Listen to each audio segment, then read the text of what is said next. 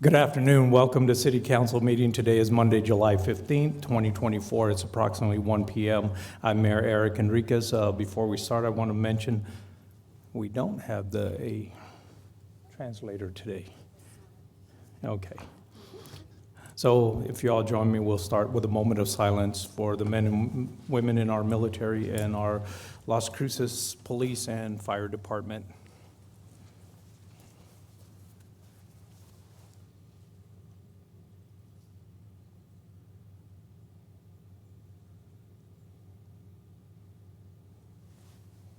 If you please join me in the pledge.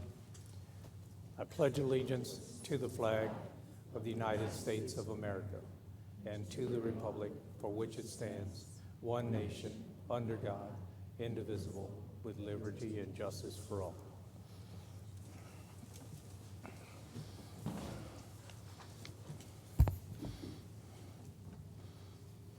So no presentations or certificates of proclamation today. We'll start out with Jobs of the Week. Sarah Rainey.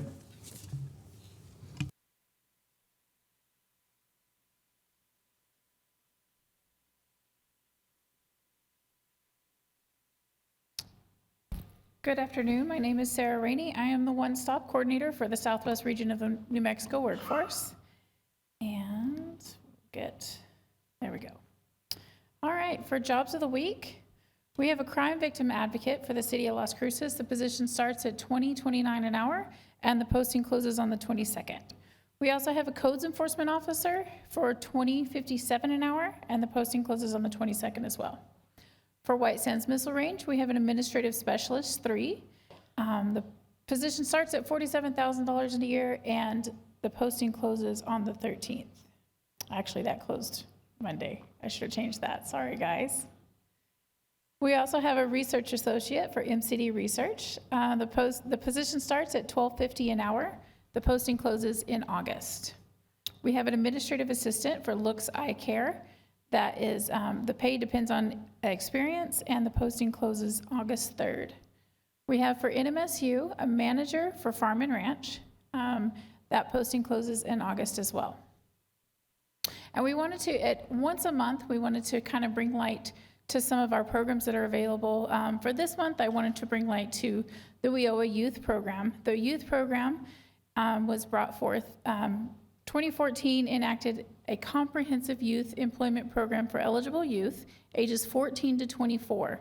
The main goal of the youth program is to increase the focus on long-term academic and occupational learning opportunities and to provide long-term comprehensive service strategies. Youth services are available in-school and out-of-school youth. Out-of-school youth, it's 16 to 24, and in-school youth, it's 14 to 21. Youth service programs begin with career exploration and guidance, continued support for educational attainment, and opportunities for skills training leading to better jobs along career pathways or enrollment into post-secondary education. With these programs, employers are teaching the next generation of workers and enabling more certified, trained workers for their fields. The youth become more confident and learn to explore their career options with the guidance of the talent development specialist. Tripping over my tongue today. With this youth program, we just wanted to point out that there's any opportunity available. There are opportunities in the medical field, in the labor fields, education, all sorts of fields. And especially here in Las Cruces, we have a ton of employers that are part of that program and part of the training for the youth. So we encourage everybody to come out, talk to a TDS and see about the opportunities that we have. You can also go online to EmployNM/youth for more information on that one. And then of course, all of our other programs are listed on there as well. Thank you. Thank you, Sarah. We appreciate that.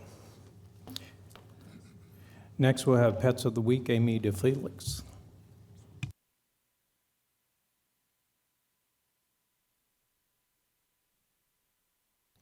Hello everyone, my name is Amy DeFelix. I'm one of the rescue coordinators for the Animal Services Center of the Mesilla Valley. I also pick and present the Pets of the Week each week. We'll always start off with our Cat of the Week. This week she is Daenerys. Her number is 77759, and she says, I'm a charming feline with a heart full of love. I adore human companionship, and I'm always up for a friendly chat. I have a sweet nature, and I'm known to be quite the social butterfly. I enjoy the simple pleasures of life, like lounging around or purring to the rhythm of a gentle petting. I'm not just a cat. I'm a friend, a confidant, a source of comfort on a rough day. And then we have our dog of the week. Her name is Wendy. Her number is 67408. And she says, "My days are peaceful, filled with lounging around and soaking up the calm. I've been told I have a friendly demeanor that puts everyone at ease. I enjoy the simple things in life, like a good belly rub or a leisurely walk. I'll be your steadfast companion through life's ups and downs. Why should you adopt me? Well, I believe every home needs a calming presence, a friend who's always there, offering a paw or a comforting nuzzle." And then adoption events this weekend. We are going to be at PetSmart this Saturday. We'll be there from 10 a.m. to 1 p.m. And if you need the address, it's 2200 East Loman Avenue. In general events going on this month, we still have a Red, White, and Cute adoption event from now until the end of July.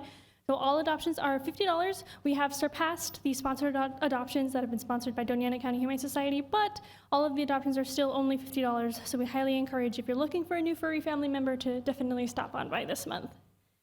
And then you can find us online pretty much everywhere. Our general website is ascmv.org. We're all over social media, Facebook, Instagram, and TikTok, is where we post upcoming events and highlights some adoptable animals.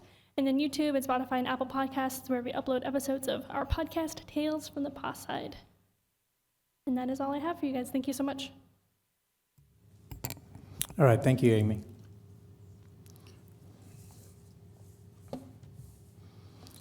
Next, we have the conflict of interest. Does any member of City Council, City Manager, or any member of the city staff have any known conflict of interest with None by any notice. item on the agenda? None. None. None. None.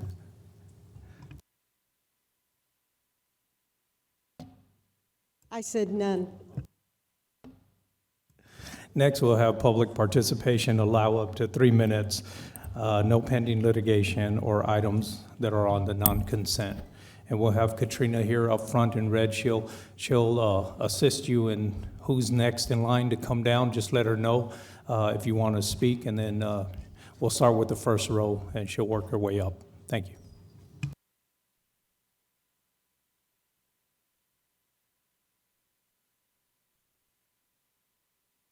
Afternoon, Mr. Mayor.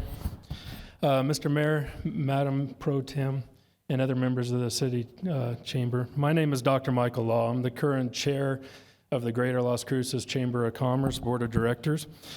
And I am not going to be able to stay around for the discussion when it comes to grocery receipts. Unfortunately, I have patients I have to attend to as soon as I leave here.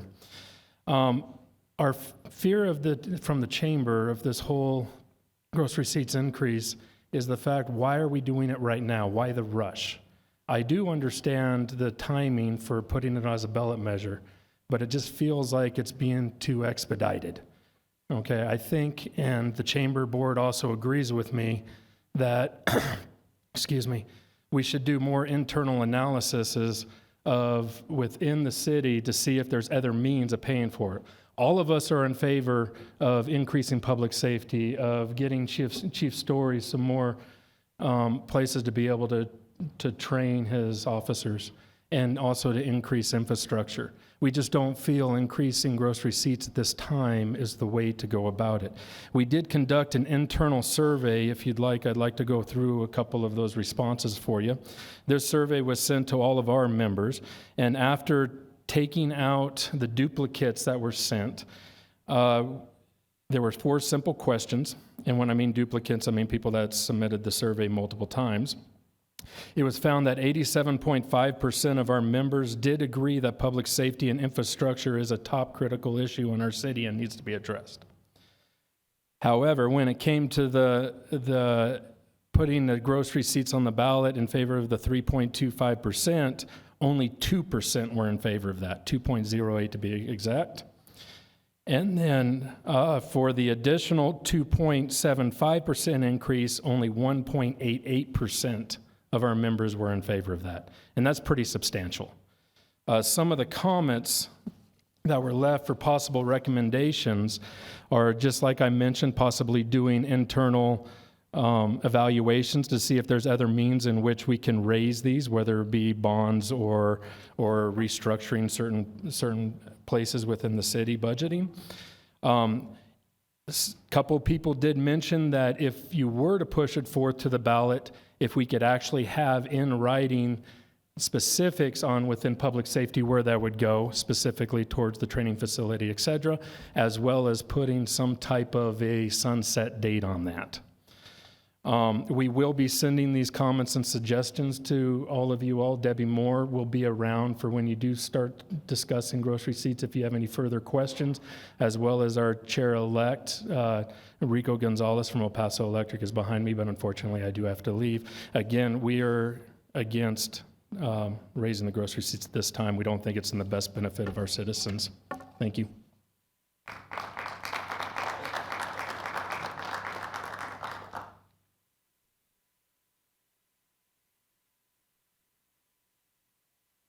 Good afternoon. My name is Donna Stryker.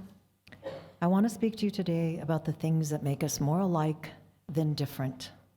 Every month for the last 6 months, I have heard about race, color, class, white privilege, generational wealth, and other discriminatory remarks. The issues that can divide us, the issues we do not agree upon, are real to each and every one of us. However, the humans in this room, of which I understand every one of us is, we all have a heart, we have a lungs, we have kidney, stomach, brain, veins, bones, central nervous system, and most importantly, we all bleed red when it hits the oxygen in the air. I'm a human being. You judge me because of the color of my skin every single time you refer to my generational wealth, which, by the way, I don't have, or my white privilege, which I've never had. You do not know my story. You make judgments and assumptions that are incorrect. I have been called names, sent ugly emails, not by you guys, by the way, accused of things I have not done, things I have not said or thought, have been accused of being many things. Again, judged without anyone knowing my story or who I am or what I believe. Why? Because I am canceled if I do not agree with you or what you want. Because if it does not agree with your agenda, your wants, desires, or plans, I must therefore be wrong, but not necessarily. What happened to being able to work towards something, disagree on some of the details? Because we could compromise. I know that doesn't happen much anymore, but we could compromise. And perhaps not everybody would get everything they wanted, but perhaps, just perhaps, we could come to a goal where we each achieve some of what we want, but not all. No, it is not all or nothing. Every time I watch the comments at the close of the scheduled council meetings, there is some reference to color, race, brown skin, generational wealth again, white privilege again, repetitively. We, the people of this city, this community, this county, I can't speak for them, need you to listen with a bit more open-mindedness.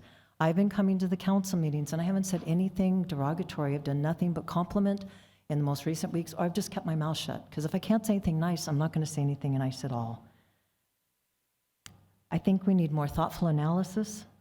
I do not support the attacks or the ugliness or the threats upon you as council. My first meeting, there was anger, there was fear, other overriding emotions because of what had happened to Officer Hernandez. I believe there's passion in everyone who speaks. I do not agree with everything that is said, and I do not agree with everyone, but I don't heckle them, and I don't dismiss them because they are not on the same page as me. Consider the time and effort that some of us take to be here, to make our wishes known to you. You work for the citizens of Las Cruces, and I understand because I live in the county, you might think I have no business here. But I own property here, and I spend all of my money here. I can't buy anything except online at my home, which I choose not to do. I choose to support local businesses, big business sometimes because I can afford it better. I spend my money in the place that I call home. The business workers are working hard to run their businesses. Listen to them. Your families and children, we want them to be safe. Listen to them.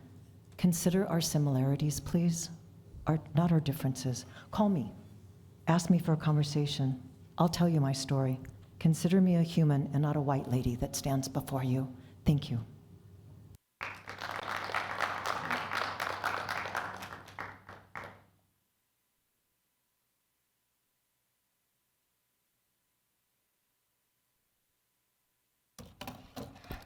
Good afternoon, Mayor, City Council, Chief of Police. Timothy Jenkins here. I would like to paint a picture before you guys today.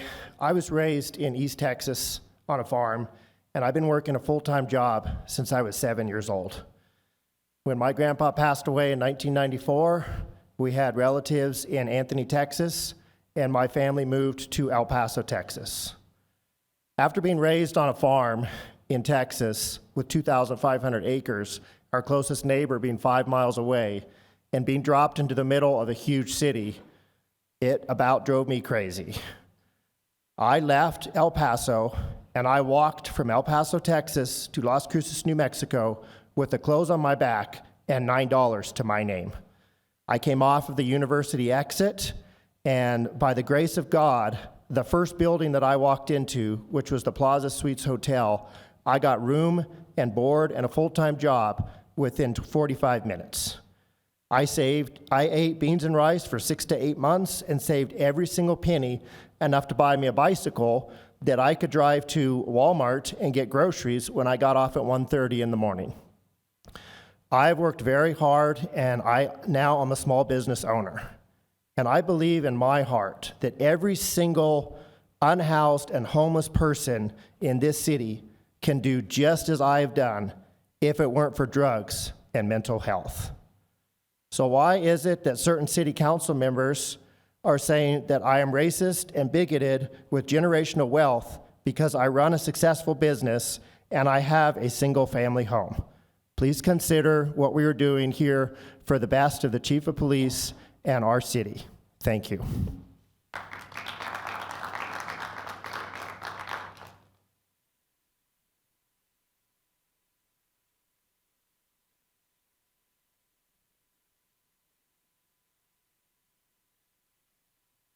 City Council, Mayor, I'm Susan Greenwald-Cabello, Executive Director of Downtown Las Cruces Partnership. My interns are going to speak after me, and I modeled good public speaking by typing my comments. I apologize. That means I cannot make eye contact with any of you because I can't see you. So, thank you, City Council, Chris Favor and Mandy Guest, for promoting our survey. As of today, we have received 193 demographically diverse responses. Your promotion had a big impact on the response rate from across the city. Over the last few weeks, you have seen me here at Council with DLCP's high school interns. Kylie and Cecilia have proven to be capable young women, assisting with various tasks, including the business fair, writing blogs, developing a downtown survey addressed at high schoolers, conducting business outreach, creating seasonal social media activities, observing a political rally on the plaza, updating our business directory, collecting business logos, and assisting with our media team in the filming of business spotlight videos. They have had their first cup of coffee shop coffee, iced, of course. Over the last few weeks, Kylie and Cecilia have shown a growing interest in city council meetings and processes. They have expressed to me their real interest in municipal governance and fascination with zoning issues. I know, you're as surprised as I am. In light of this, I would like to ask City Council and staff to work together to find more ways to engage students in Las Cruces. I was shocked to learn how little these high school students knew about the City Council as a body and City Council meetings. I know you all take time to visit schools and hold community meetings in your district, and I know that you're already overworked and overloaded. Still, from my very, very small sample size, I can see that engaging with local government is exciting and rewarding, especially for young people, because this engagement can directly lead to positive change in their community. We often talk about the New Mexico brain drain, and if we help students build the communities they deserve, they will be much more invested in their future as part of their community's future. Our internship ends on Wednesday, as our interns prepare to return to school. Last week, Kylie and Cecilia asked if they could address you today about issues in the city that concern them. I enthusiastically said yes. I am proud that they are taking the opportunity today to address this body for the first time, but I am sure it will not be the last. Thank you.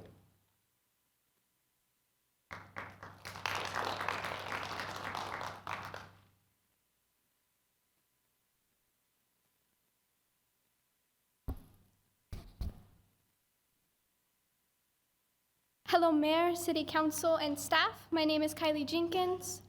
I'm 17 years old and I live in District 5. I've lived here my entire life and my friends and I are starting to drive. One of the biggest difficulties I've faced while driving in the city is the road lines. On many streets you can barely see them if they're visible at all, especially when it's dark or it's very sunny, which happens a lot. The faded lines feel impossible to see and it makes it a lot harder to drive on the roads. I feel this is very dangerous and it needs more maintenance than it's currently receiving. Not only it makes it more difficult for new drivers to stay in the right lane because you can't really see it, but it also makes it more dangerous for everyone else driving on the road. I live on Del Rey, and after all the construction, the road was completely unpainted for over a week, and it didn't have all of its lines for over a month. And this had a massive impact because it's an undivided road with 4 lanes. And this doesn't just impact new drivers. What about people unfamiliar with the city? How do they know where to drive and where the road leads if they can't even see it? If you can't see where you're going easily and quickly, you're not as safe as when you can. Being unable to tell where you're supposed to drive or turn or how the road works impacts everyone daily. What about the elderly? Or people with uncorrected vision problems? Or anyone, myself included, that doesn't like to drive at night because it's difficult to see the lines? I'm not the only one that thinks this. Safe Roads USA lists faded or missing painted lines as a cause of unsafe conditions leading to more accidents. Even the US Department of Transportation found that pavement markings reduce crashes by 21%. Pavement markings is one of the best ways to convey information to those driving on roads, and it deserves more attention. The faded or missing lines makes it more difficult for new drivers, those unfamiliar with the area, and those who have difficulty seeing. This makes roadways far more dangerous for everyone involved, especially since lines are proven to decrease collisions and make us safer, which is worth additional attention. I'm asking you to fix a major problem we see and deal with every day. Thank you very much. Well, thank you, Kylie.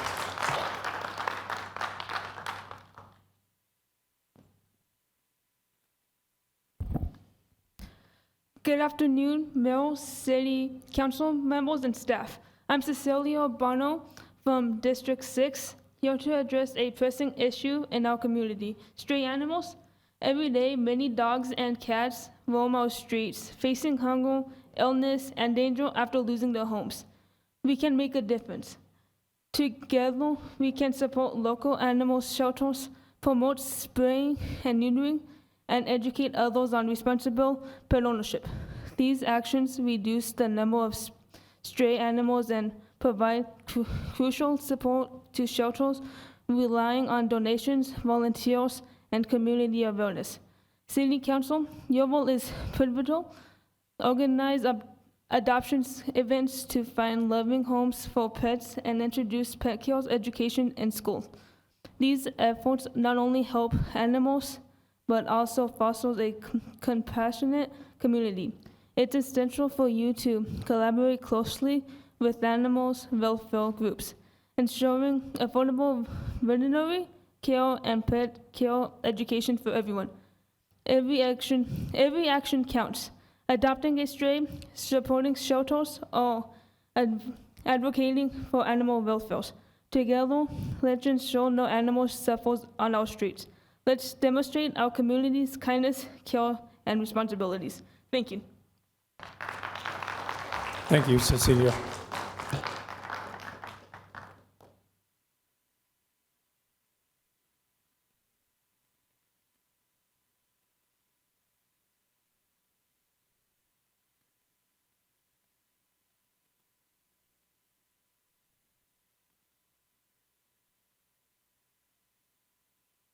Good morning.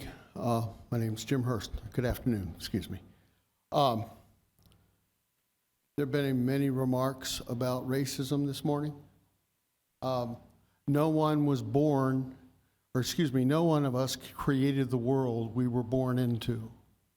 No one of us assigned ourselves our race. We must accept the world as we came into it. That means we were born with obligations. We have obligations to obey the laws of our state. We have obligations to be kind to our neighbors. we create the world as we live in it today. The attitudes, the actions that we have towards each other is how we create the world.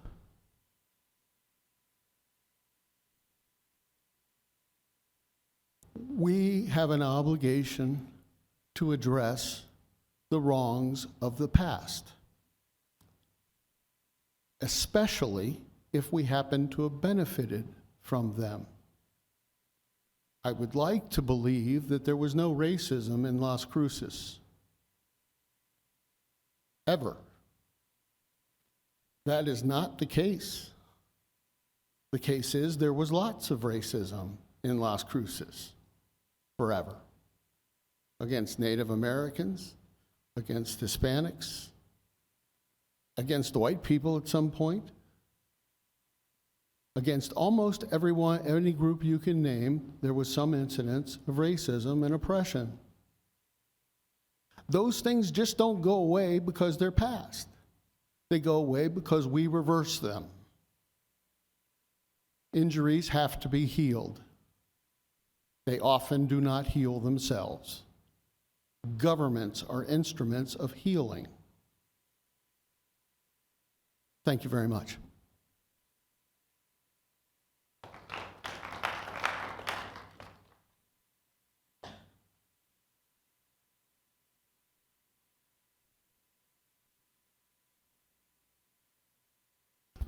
Good afternoon. My name is Jan Thompson. Mr. Mayor, council members, and staff. I believe in taxes. I believe that we need taxes to create a common good for everybody. I don't think that only having a GRT tax. Ma'am, we're going to have that on the agenda item. I let Dr. Law speak because he had to leave, but you can come up. We'll have public comments during that time. Okay. All right. I can wait. Okay, thank you.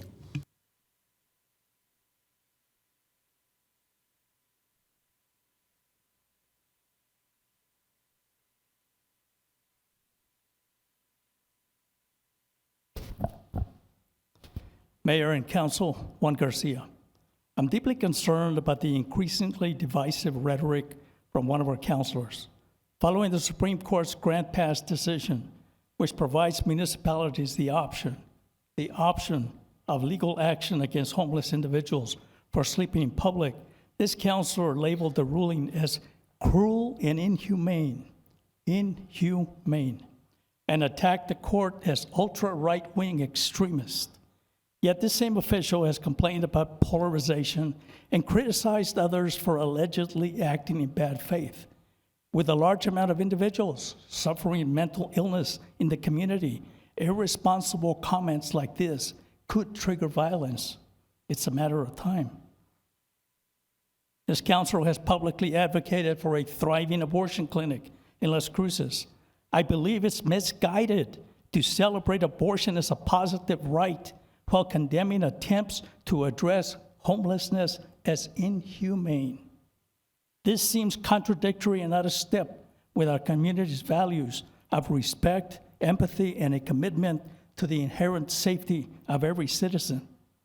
In light of the recent attack on former President Trump, we've seen the dangers of escalating political rhetoric. How much longer can we allow the temperature to rise in our nation, state, and city?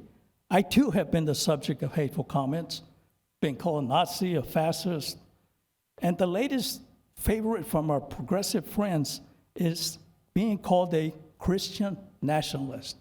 I'm like, what the heck? What is a Christian nationalist? If I am going to be verbally attacked because I believe in Christ, and I proudly do, and I proudly served my nation for 25 years in the United States Marine Corps, well, what can I say? The same counselor has reacted to the Supreme Court's decision on public camping by saying, and I quote, "I really hope with all my being that no one on this dais is hoping to follow suit, as that would not be reflective of the values of this community. This, in my opinion, sounds like a threat warning the mayor and council not to cross her." To the mayor and council, will you let one member define our community's values? Will you find the courage and political will, or will you back down? The Supreme Court has given you options to protect our citizens. Will you explore these, or will you stay behind the red line this counselor has drawn? We will be watching. Our community deserves better than divisive rhetoric. Look at the options, stand up for what's right, or admit you just cannot represent us. Thank you.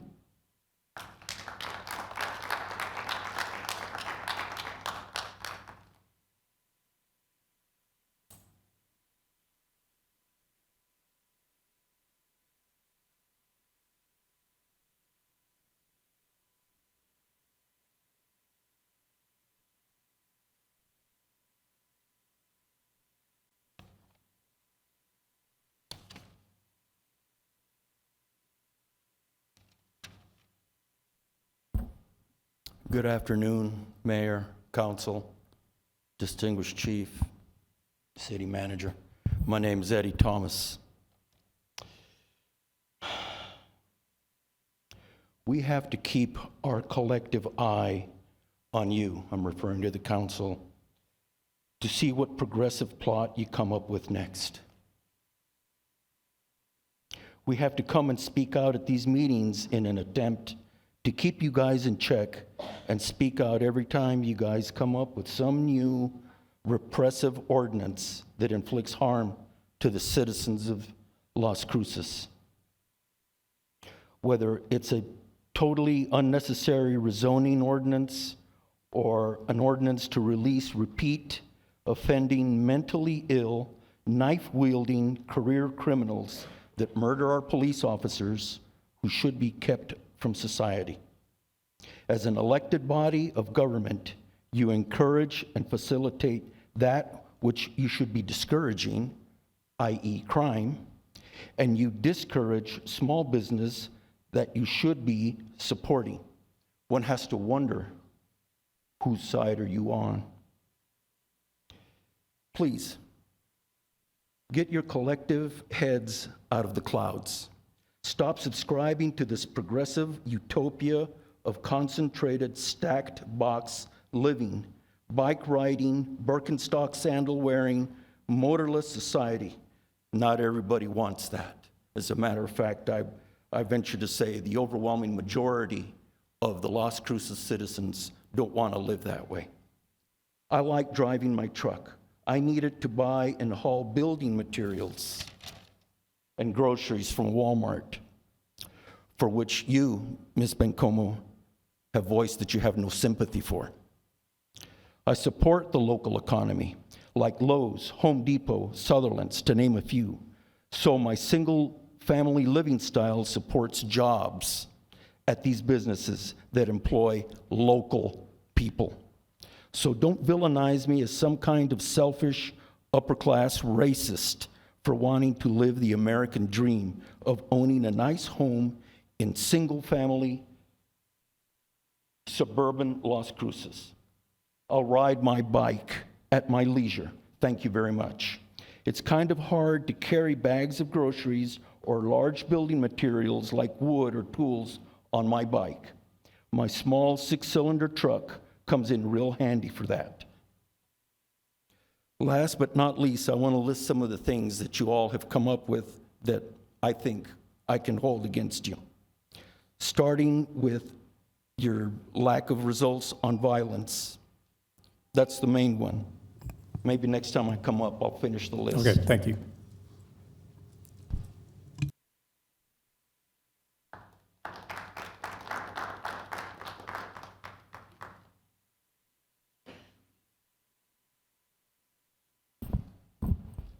Mayor, councilors, Steve Coletti.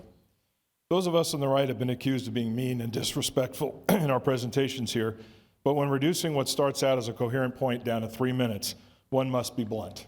So here goes. Mayor Pro Tem, your statement in the last council meeting regarding low-income housing and high crime not being related is false. I don't know if you would call that a misinformation or disinformation. I call it a bold-faced lie. It doesn't matter how much passion you put behind your plea. It doesn't how much you really, really want it to be true. It doesn't matter how much it fits your social utopia model. It just isn't true. I know it isn't true because in my time living all over the country, I lived it and I've seen it to be false. But I don't expect you to take my word for it any more than I take you at your word. It took me all of about 15 seconds with the help of Mr. Google to find credible sources. And that was making sure they weren't conservative sources, as my algorithm might want to take me to. This is from Healthy People 2030, a report by the Office of Disease Prevention and Health Promotion, a division of the Department of Health and Human Services. Certainly not a hotbed of conservatism. These are your type of people. And I quote, "Low-income houses are more likely to be affected by crime and property crimes than higher-income neighborhoods," end quote. Now, why do I bring this up? As we explore Realize Las Cruces, it is important that we approach it with intellectual honesty. We're approaching it from two different sides. We conservatives are perhaps overly defensive because we've watched far too many times, perhaps well-meaning, albeit misguided liberals destroying communities with ill-conceived housing projects. You on the other side, of course, are those well-meaning, misguided liberals. In my opinion, there's a working model somewhere in the middle. Conservatives are also often accused of being against low-income housing, but that is not true. We realize it is an important part of our economic ecosystem. Entry-level employees need a place to live. But it needs to be approached in a responsible manner. We need to do this not only to protect the community at large, but also to protect those we are housing. If we're going to provide housing, we owe it to those being housed that it be a safe place. 99% plus of the residents that are going to be there are going to be good people. We owe them a safe place to live. Let's work together to create something we can be proud of, not another embarrassment like the Desert Hope fiasco. Thank you.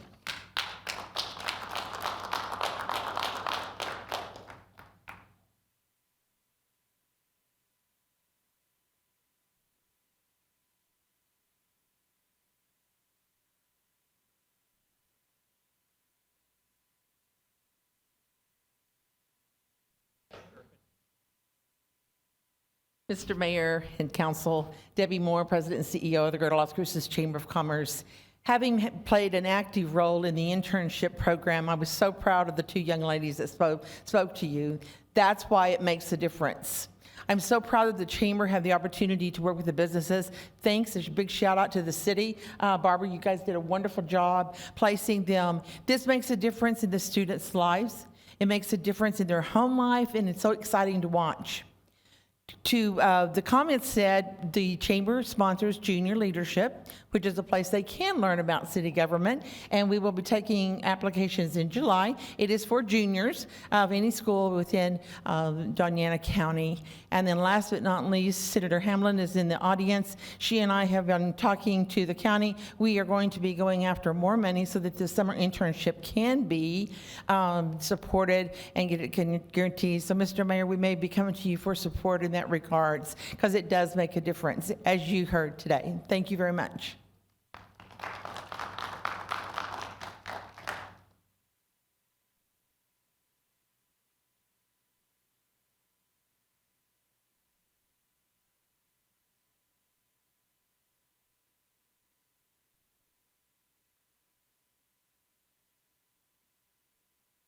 Good afternoon, City Council. My name is Robert Williams. I'm here just to address a couple issues that these two young ladies brought up.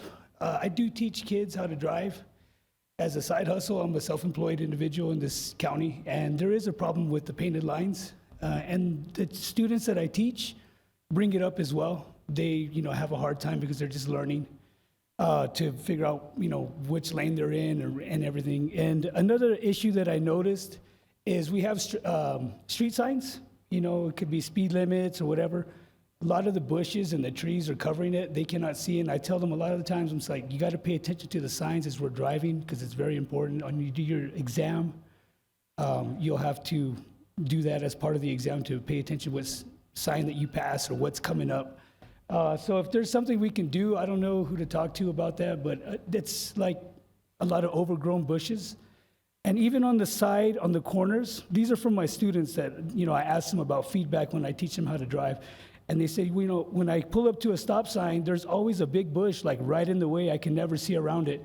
And I wonder if there's like an ordinance on how far you can build out like walls to the corner of a building.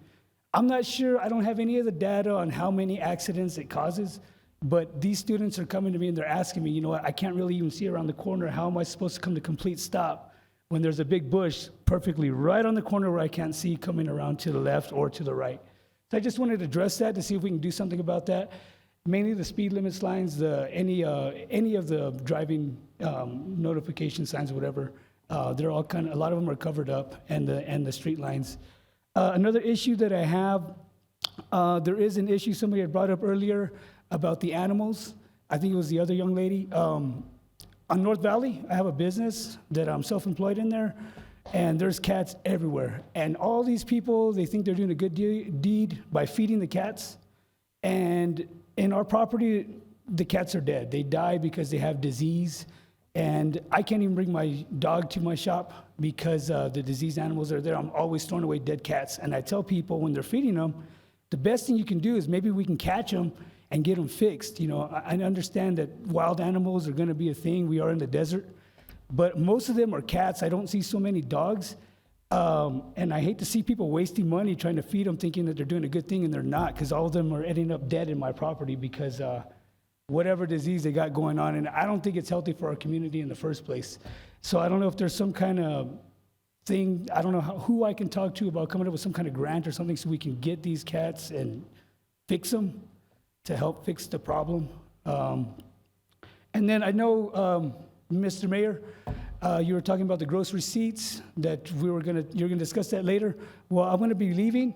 I'm self-employed. Can I just say one thing? Okay, real quick, because your time's up. Okay, can we maybe add more tax to the guys selling weed?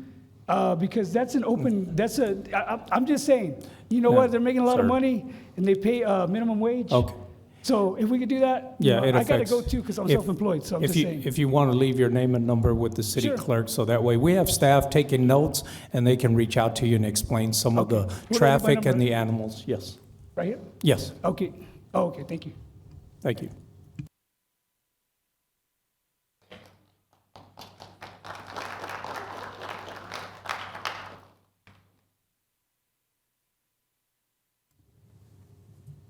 There anyone else on the left side?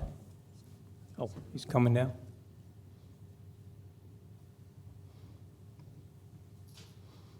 I'm waiting for somebody to come down the middle in a fire uniform. Good afternoon, Mayor, City Manager, Police Chief, and City Council members and staff. My name is Namor Chavez, and I'm here to speak about in regards to the development of the Villa Mora Dam area. Can I speak about that, or is there a special session for that? No, it's on the agenda later, so when we bring that up, you can speak at that time. Okay, all right. Thank you. Thank you.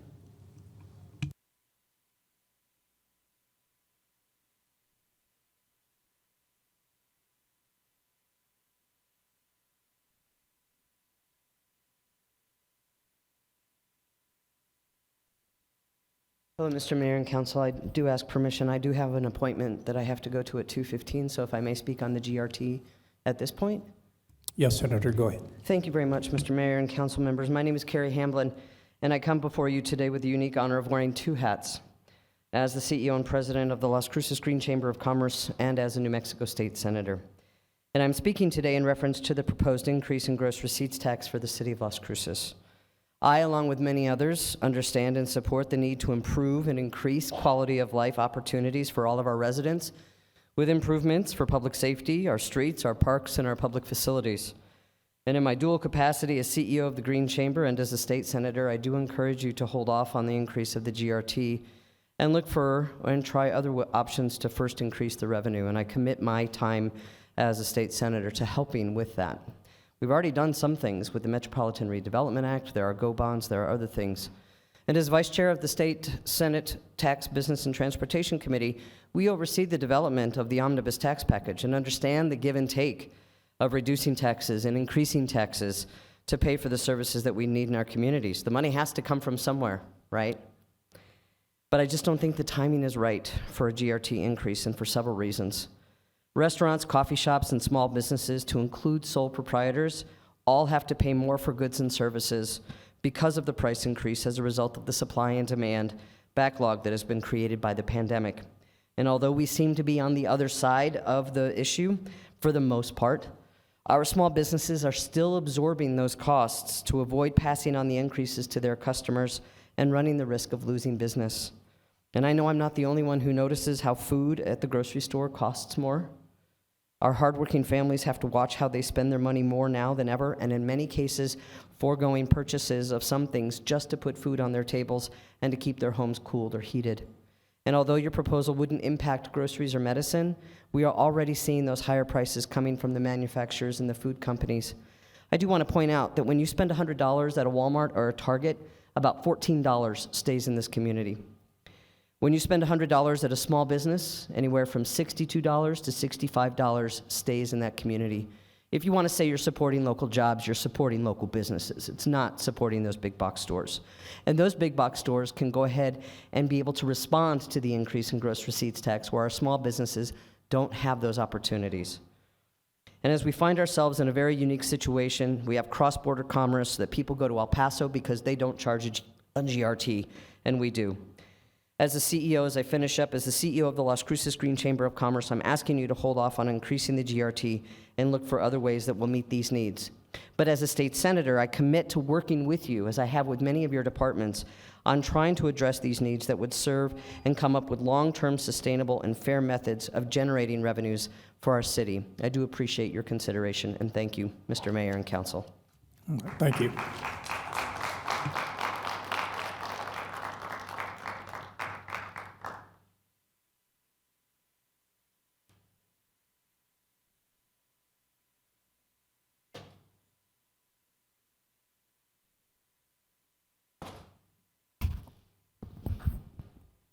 City Councilors and Mayor, my name is Sarah Smith.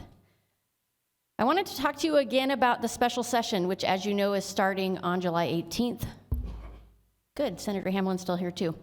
I have come before you before and really hoped that you guys would, as a body, have submitted a resolution in support of competency legislation for the special session. I know it's too late now, and that has not happened. Nonetheless, this is still something that could happen this week at the special session. Some of the top repeat offenders in Las Cruces who are being released because they're being found incompetent include Eduardo Versailles, over 120 charges including aggravated assault, trespassing, battery, property theft, and dealing drugs.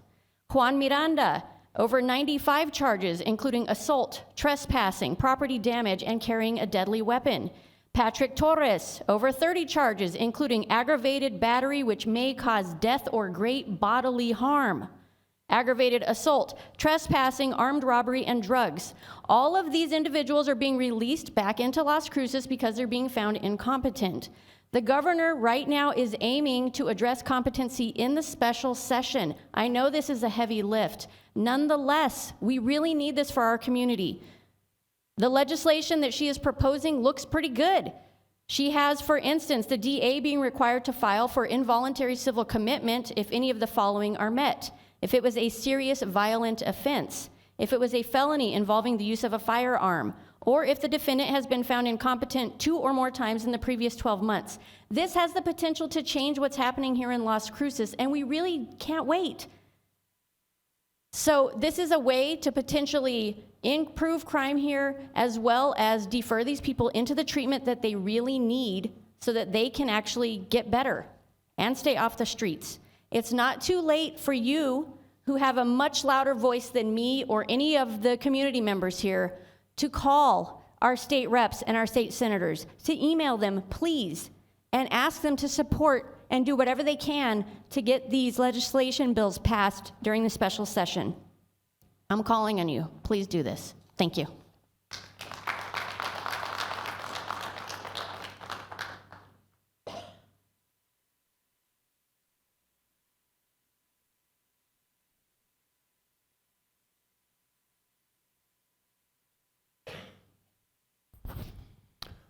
My name is Fred Huff, and I want to talk about something that's going to be coming up for your vote in the near future, and that's a grocery card ordinance.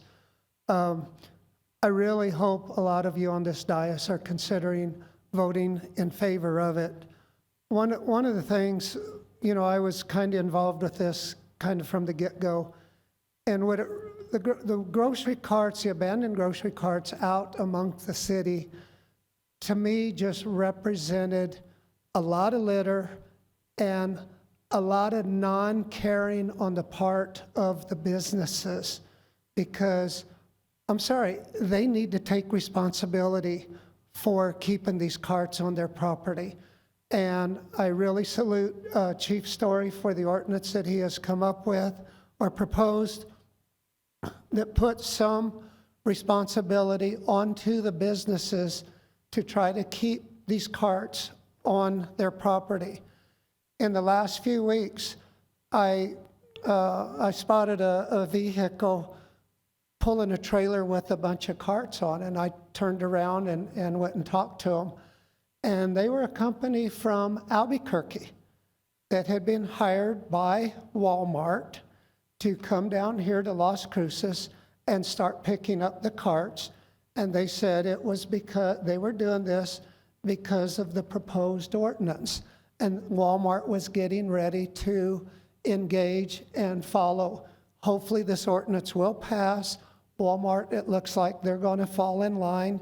I also talked to one of the loss prevention specialists from Walmart the other day, and he said that the stores are having him go out 2 to 3 times a week. And by the way, for the people in the businesses for Safer Las Cruces, he monitors that web page. So if you all want to put on the web page where you see grocery carts, he will see it and go find them. But these businesses are going to comply if they're encouraged to do so. And I encourage you all to vote for this ordinance to help get this litter off the street. Just driving down here today, I saw a couple of grocery carts that just a good wind was going to blow them out in the street and potentially cause an accident. That's not what we want. So I really encourage you. I thank Chief Story for coming up with this ordinance, and I encourage you to vote for it when it comes up for voting. Thank you.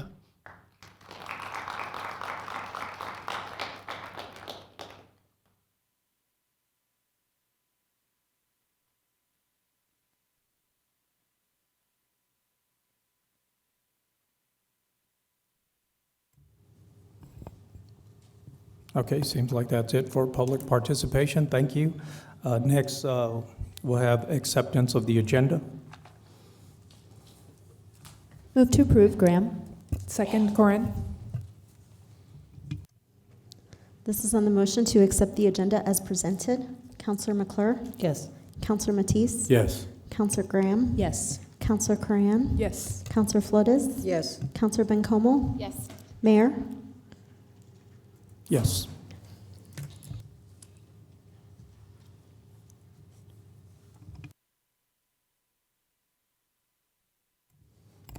Next, we'll go with old business. It's item 7.1 and item 7.2, so we'll require a motion and a second to vote to remove from the table for discussion. I move we bring resolution number 24098 off the table for consideration and discussion, please. Second by Flores. This is on the motion to remove resolution 24-098 from the table for discussion. Counselor McClure? Yes. Counselor Matisse? Yes. Counselor Graham? Yes. Counselor Coran? Yes. Counselor Flores? Yes. Counselor Bencomo? Yes. And Mayor? Yes.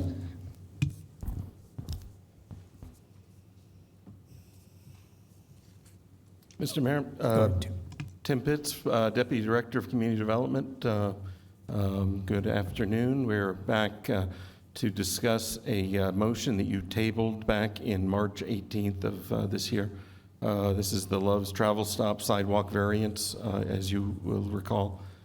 We tabled it in order to do a little research and also to do some discussion and to have a work session with you on what we wanted to do with the industrial park in general, so that we would make a more informed decision.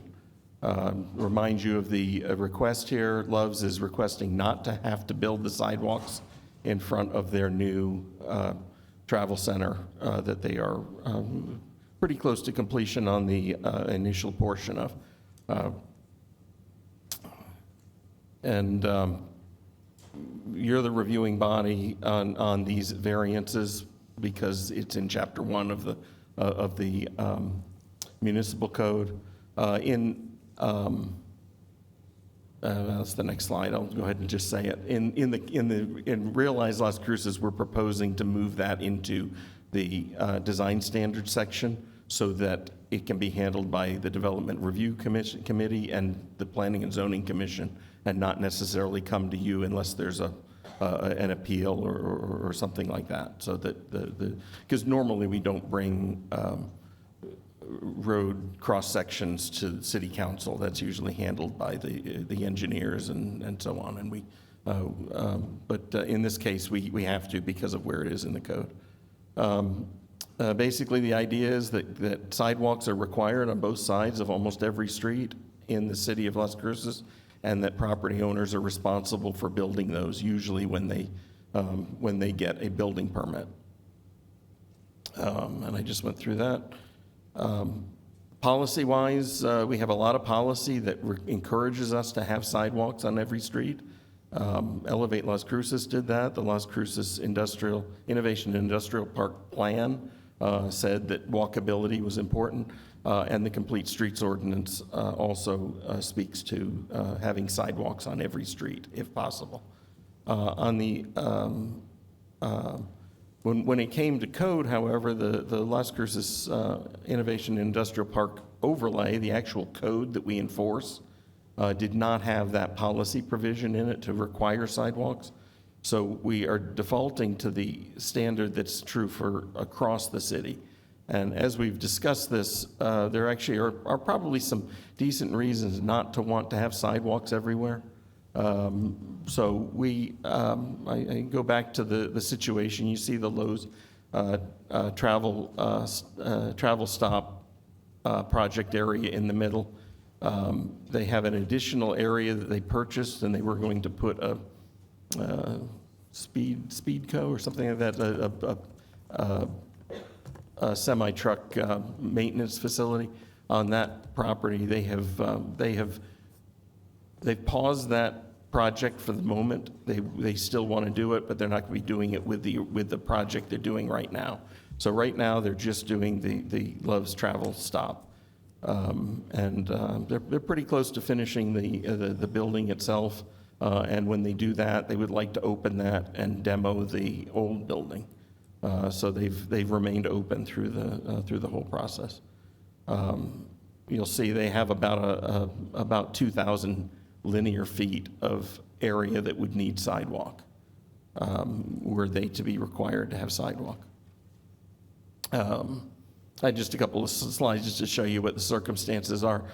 Both Crawford and Robert Larson will be very difficult for us to manage how we get the sidewalks there. So we'll have to look into how we do that, where we make sure we protect the from excess runoff, and we protect from any type of erosion or undermining of those sidewalks. The staff considered this, said that code requires sidewalks, and so had asked for the developer to provide sidewalks. Our support was that all policy documents required sidewalks, and the idea that truck stops can't have sidewalks is belied by the TA and the pilot, which both have sidewalks in front of their properties.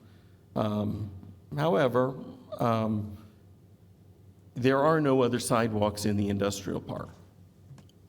Nowhere else in the industrial park have we built sidewalks. When we went through and discussed this, you'll recall that Sarah Gonzalez had brought to you that we ought to start thinking about different types of industrial parks and not throw them all in together. That there are on the one hand, the manufacturing parks and the distribution parks, that the main purpose of those parks is either to manufacture product and distribute it, or to bring in wholesale product, break it down, and ship it back out. But it's all about getting trucks in and off the highway, and in and out of their parking lot.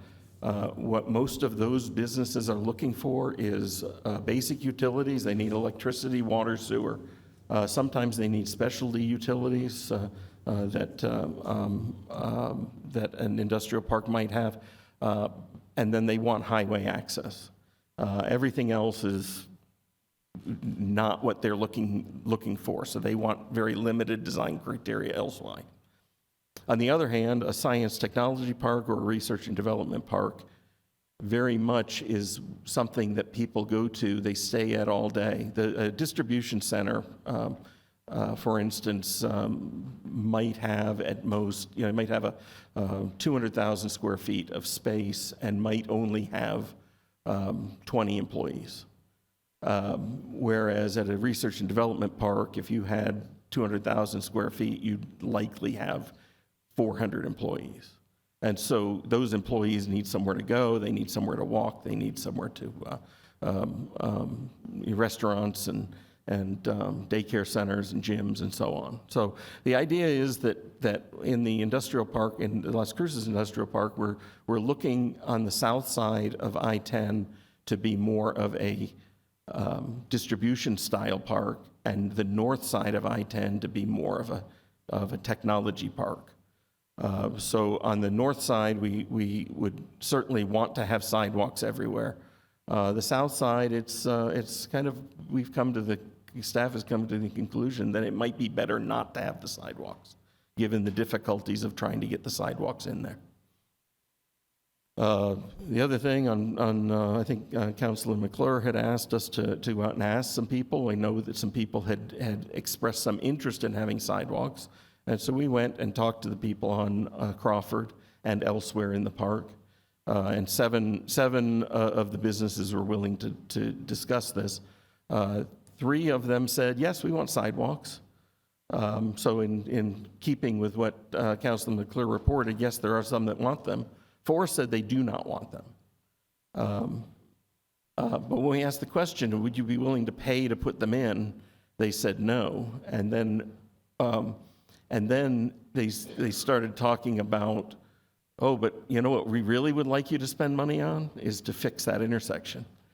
We'd like a light, we'd like a better turn, we'd like to have street lights so that when our staff come in we have staff that leave at 1:30 in the morning, they're not going out in the dark. And so I guess maybe that's a thought, and I'll leave it to economic development if they wish to carry that further on whether that's the purpose. But to me, it makes perfect sense that those types of accessibility issues are far more important to the people out there than are the sidewalks. And so staff has decided on this to recommend approval for this resolution, that we approve the no sidewalks. The one change to the provided resolution that I would ask for is that we change it from this being specific to Love's Travel Stop to being general for all property south of I-10 in the Las Cruces Innovation and Industrial Park, so that we can have equal treatment for anybody that's coming in. And that's what I have for you, so I stand for questions. Councilor Flores. Thank you, Mayor. Thank you, Dr. Pitts.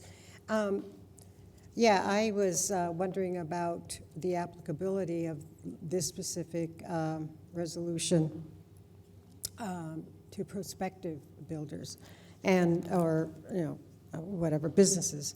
But my question is, what is the foreseeability of the development of our land, Las Cruces city land there, insofar as development? Is it all going to be like a Love's, truck stop thing, or because this resolution here that we would vote on today is specific to that, right? It's specific to Love's. Mr. Mayor, Councilor Flores, yes, that's correct. Yeah, but then you threw in, a little request in there to. Yes. So I just want to make that clear. So in the Las Cruces Innovation Industrial Park Overlay District, this area outside of the intersection of Crawford and Robert Larson. I was confused that. Robert Larson, yes. Other than the two properties on the intersection that are zoned, or actually the one is not part of the, where Love's is actually not part of the park officially because it predates the park. But only that intersection has any type of commercial activity. The rest is all industrial. So it's limited. Oh, sorry. No, excuse me. No, go ahead. Thank you. I'm sorry. So the intersection there that you're talking about, I just want clarification as to what intersection you're referring to. The only one that I can picture is the on-ramp, off-ramp of Interstate I-10. Mm-hmm. And if you're heading west, you turn left, and that's where you have this particular tract of land that would, where Love's would put their truck stop or whatever. And then, so is that the intersection you're talking about? The on-ramp, off-ramp area? Or what Mr. Mayor, intersection? Councilor Flores, we're actually talking about this intersection a little bit further away from the interchange itself. You get off, this is eastbound. You get off, and then you come a block here, and then there's an intersection here that you can go into the current Love's truck stop.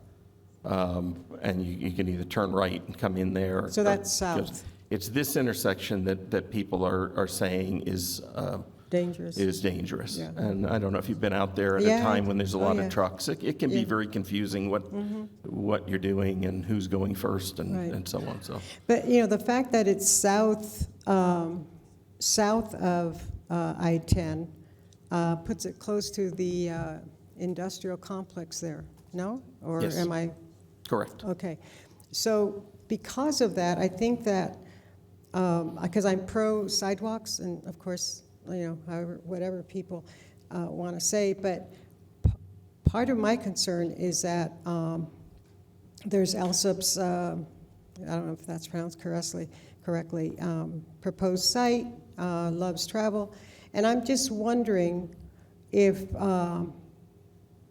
how that'll affect and I guess economic development has addressed that or conferred with you, or you've conferred with them as to the effect that would have. And yes, I recognize that having a sidewalk there, it'd be a sidewalk to nowhere. It'd be like where the sidewalk ends by Silverstein. So, so what, you know, so I guess I'm just a very practical person. What, besides the owners not wanting, you know, the developers not wanting to spend their money, what is the impact or the ramifications of allowing Love's? And then you just threw in that, you know, prospectively you'd like council to say that sidewalks should be left up to the Economic Development Department, correct? Is that what I understood? Mr. Mayor, Councilor Flores, no, we don't want to lift up the Economic Development Department decision. We want to make a rule here that says that on the south side, there's no sidewalks. On the north side, there will be sidewalks on every road. That's what we're, you know, in order to really, so that. Because everything north of, that's the industrial complex, isn't it? Close to everything north? Like where it says Love and Alsip's, that's north of 10, isn't it? No, this is all south of 10. Then I'm really turned around. Oh, okay. Sorry, yeah. I was lost. And it is all industrial out here, and it will, and the intent is for it to all be industrial. We have goals to bring in value-added agriculture type businesses like Saputo, other types of manufacturing facilities like Alaska Structures, distribution centers, and we've had interest from several to go into some of the larger lots out here, and they want, you know, they want to be here because they want their trucks to be on and off the interstate very quickly, and so totally that's the understand appeal. that. Yeah. So, are there any advantages to having those sidewalks except liability for the city of Las Cruces if somebody gets hurt on them? I mean, the city would be liable, right? Those sidewalks? I can't speak to liability on that. We'll let Brad, Let Brad do handle that. But I'm just wondering the pros and cons of it all, and what the benefits are, and what the detriments are, and I don't think we've really had that. But, oh well. All right, so north, south, it's really funny. It sort of turned around in my head. Anyway, thank you, Dr. Pitts. Thank you very much. Thank you, Mayor. Okay, thank you. And Dr. Pitts, just for clarification, the only thing we can vote on today is the Love's Truck Stop. That's the title in the resolution. Okay. And that's the Then body. you're correct. The We body can't make that amendment. Okay. Yeah, the Fair body enough. of the resolution is all about Love's Truck Stop. So, okay, I think Councilor Coran, did you have a? No, I was going to make the now barred amendment, so take it back. Okay. Councilor Matisse, did you? No one else? Okay, is there any members of the public?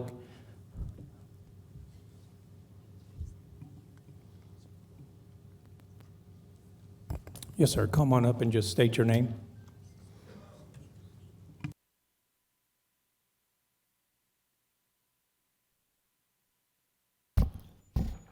Good afternoon. My name is Kim Van Dyke. I have worked for Love's Travel Stops Country Stores for 27 years. I live in Huntsville, Utah, and I'd like to preface that to Mayor, Pope Tim, Counselor, our Honorable Police Chief. I've got a family full of police officers. Thank you all for your time. And I don't know if I get 3 minutes or a little bit more, but what I'd like to say is, even though I'm in Huntsville and I work for Love's, I also lived 30 years in Las Cruces, New Mexico, and raised all my kids here. Go Mayfield Trojans. So with that said, I also worked for Pilot for 6 years, and I worked 8.5 years running that store. So I'm very familiar with it, and I would say, now that we've kind of got our directions right on the south side, if you want an industrial park, that's what you're going to get out there with the comments that they're making. We provide fuel for those guys, and they don't want anything more than to be able to get in to safety. So early on, someone mentioned the safety of Las Cruces. We see no benefit. It's not about the dollars. We're the largest truck stop company in the nation. We have 650 of them. It's about the safety of having one little piece of sidewalk that goes to nowhere. You're correct. And I just took pictures this morning again. I've been there. I've worked that store. You all have probably been out there. The compromise is you're getting a brand new, beautiful store that'll employ more people, more sales tax revenue for you, and it gets more trucks off that street. Just this morning, there was 8 trucks, I've got pictures, parked all over that street. You don't want people trying to walk. They have nowhere to go. This isn't a public street, even though back when Pilot and TA may have been mandated to put in sidewalks, I never saw anyone on that sidewalk going anywhere. And I don't think I'll ever see, and haven't, in 8.5 years, saw one person come from the airport or walking on that street unless it's not safe. It's not safe, mainly because in a large degree, this little guy. You all have seen it. I experience it with my grandkids all the time. Going through airports, I travel all over. No one looks up because they're staring at this guy. And it just takes one person to step off that small little area of sidewalk that goes right in front of our truck entrance, and the trucks are harder to safely stop than a car. So that's the bigger difference. The trucks have to look down, a little bit more difficult. Stopping is a little bit more difficult.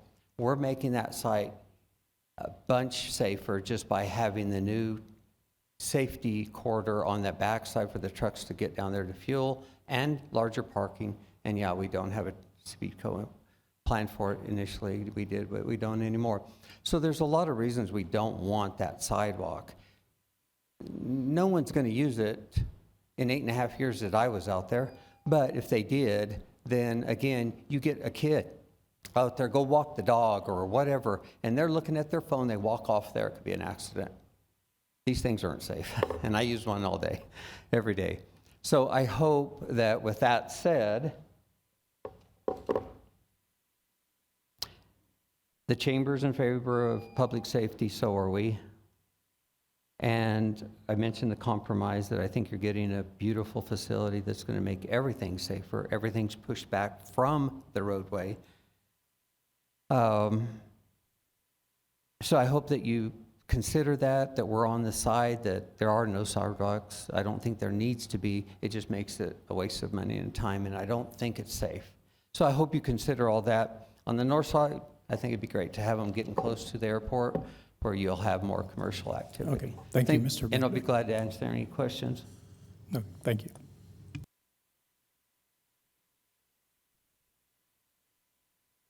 Good afternoon. My name is Jorge Aguirre. I'm a longtime resident of the city, and I've had a very different life experience than the previous gentleman. For one, I come from a city where people take public transportation to get to and where they're going, and to run their regular daily errands. I know that many people that come from my culture and my ethnicity, and people who live here who are Mexican New Mexicans, also have the culture of getting things done without a car. Obviously, when you have enough privilege that your only walking experience is at the airport with a phone, you may think that everybody who walks because they can. Because you cannot bring your car all the way to the gate at the airport, right? I will say, when people say that nobody's going to use a sidewalk, maybe nobody that they see as a person, because people who have very little income, people who are the most penalized economically in the city, they have no choice. They can't afford, or they're legally barred, or they're even physically barred from driving a car, so they have to walk. They have to use a stroller. They have to use a wheelchair. And these sidewalks provide, even minimum, a safe path where they say, if I walk through this straight or curvy path, I will be safe, or I should be safe.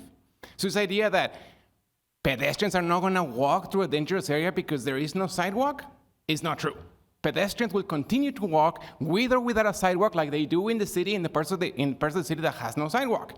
So I don't see how not having a sidewalk reduces harm or solves any problems. Thank you.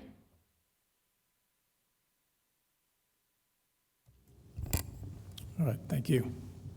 Oh, Councilor Graham. If we're through with the discussion, I'd like to move to make an amendment. Is this an appropriate time? No, we can't amend it. Oh, we can't amend it.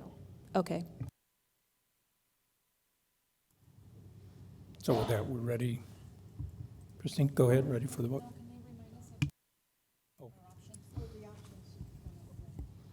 But our options go away.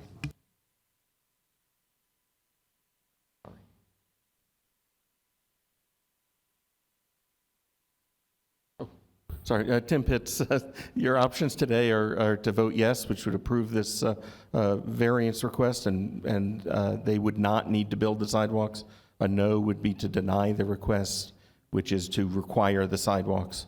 And again, you could amend, but only amend to what we are allowed to legally, I guess. And then table is your last option. Okay, thank you. Go ahead, Christine. So this is on the motion to approve Resolution 24-098. Counselor McClure? Yes. Counselor Matisse? Yes. Counselor Graham? Yes. Counselor Cran? Yes. Counselor Flores? Yes. Counselor Bencomo? Yes. And Mayor? Yes.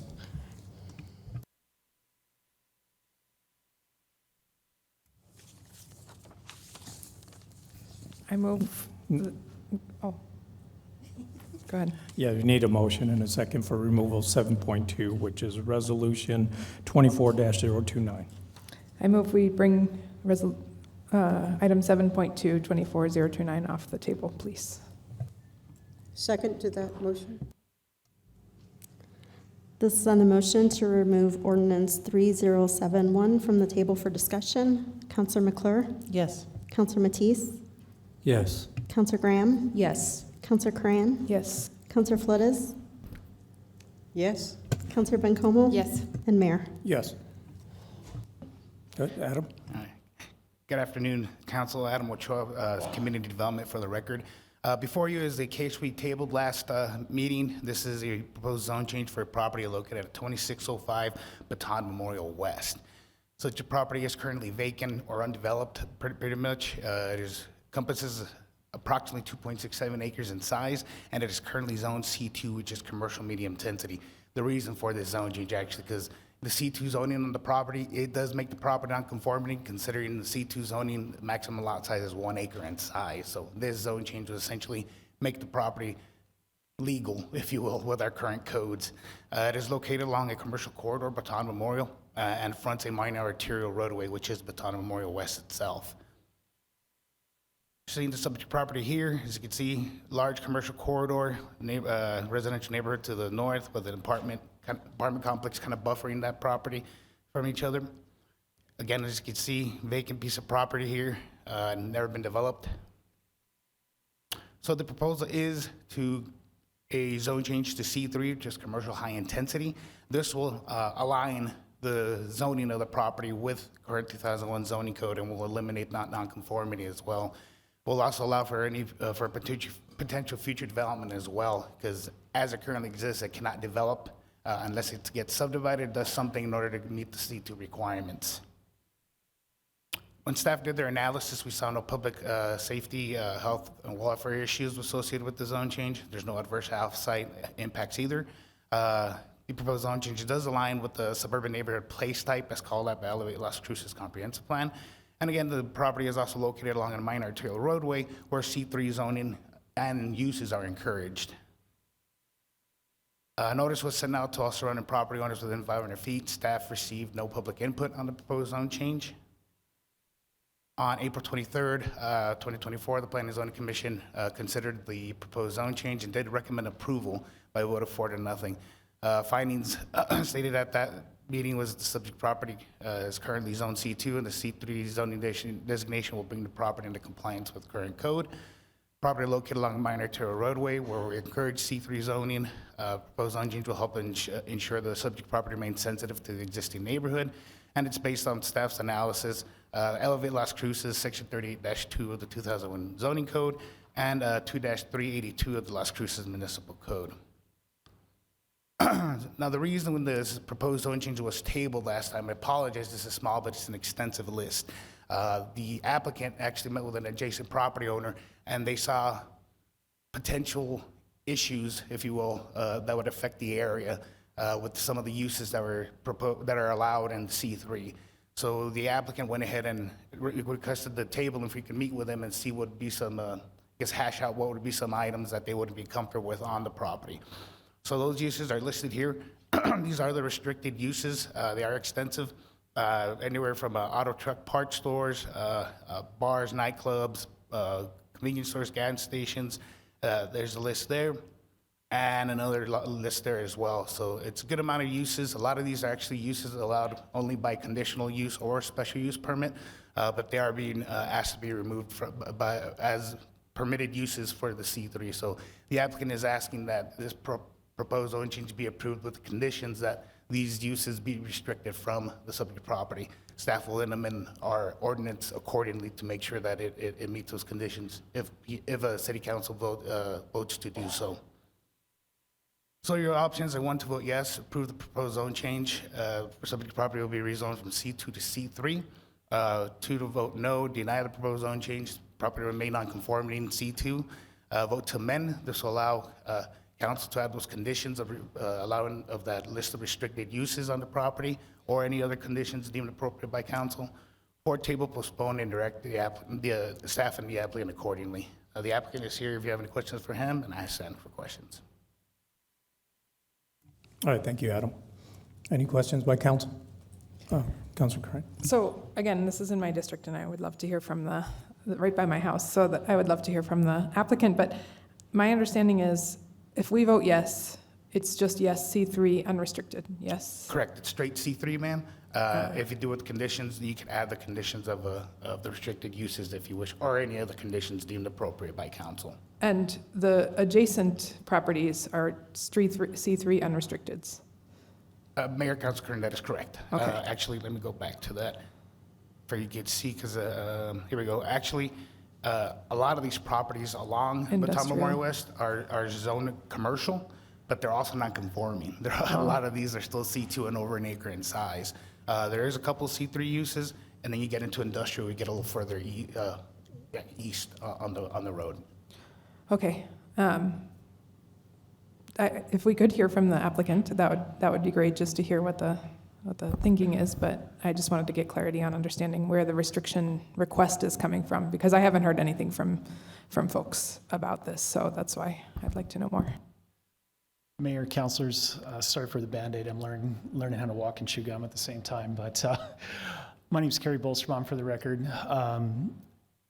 Just like Adam's saying, this is over a 15-year period, probably the fourth time easily that we've had come in front of council, several councils for a zone change, just for no other reason than the acreage disconnect.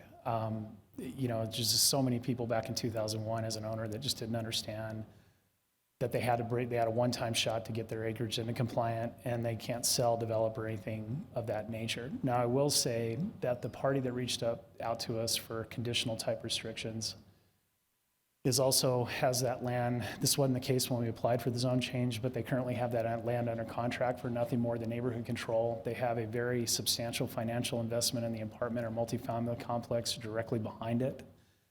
I want to be clear, they're not saying that this is going to be further multifamily development. They're just taking that under consideration. But they definitely wanted to just hopefully put some synergistic uses that don't detract from the financial investment, which is extensive in, that they already have in place there. I will say, I'm a commercial real estate broker by trade, and I'll save you the resume, but I've been a part of several projects over a 21-year period in that area. 99% of the interest that I've had over the years, and this is no different in this section, and it kind of follows the line of what the highest producing revenue type companies are in that area. First and foremost, starts with medical. Kind of started a long time ago with the healthplex being out there, and then as the town continued to grow, the medical continued to expand. I just get so many inquiries about medical uses. Financial services plays out well. There's so many high-income producing construction companies that are in that area. And then more and more, I've had a lot of federal, state, and local developers that deal with the expansion of veteran services, various state and local offices. What I'm trying to say, to make a long story short, is that even though there's a lot of different things that are itemized in the C3 zone code, and even that are restricted, 99% of what I see, for the most part, are the service-related itemization that's within the C3 zoning code, to be frank. So if there's a perception that there's a likelihood, the retail world has just really never drank the Kool-Aid due to that one-way access for this being a high-intensity retail type project. I just would bet a lot of money in Vegas that this is going to be some sort of service-related land use, as you see itemized under the C3 zoning code, or just a further expansion of the apartments, or if those federal, state, and local developers have the need to expand those services. I'm just trying to give you a flavor for what I typically see, if that helps you at all, for the mentality of it. But at the end of the day, it's just a zoning disconnect on the acreage side, to keep it simple, and I hope that helps you. So. Thank you. I appreciate that. Any other questions, members of council? Any members of the public? Okay, seeing none, go ahead, Christine. This is on the motion to approve Ordinance 3071. Counselor McClure? Yes. Counselor Matisse? Yes. Counselor Graham? Yes. Counselor Cran? Yes. Counselor Flores? Yes. Counselor Bencomo? Yes. Mayor? Yes.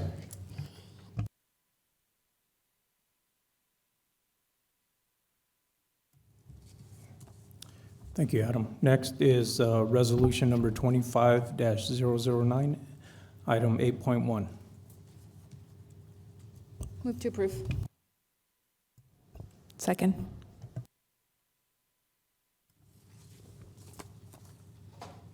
And we have Charlie Fierro, present.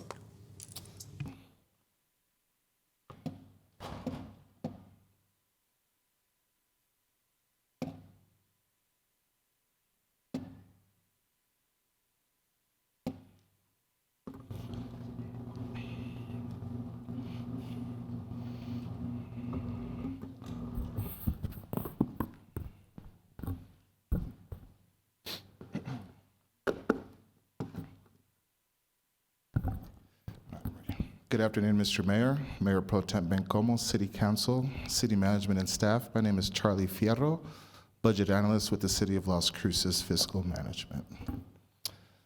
Today, my resolution is establishing the FY25 budget for various adjustments across our city. Now, this time of year, as you know, is a busy time. We just started our new fiscal year, July 1st.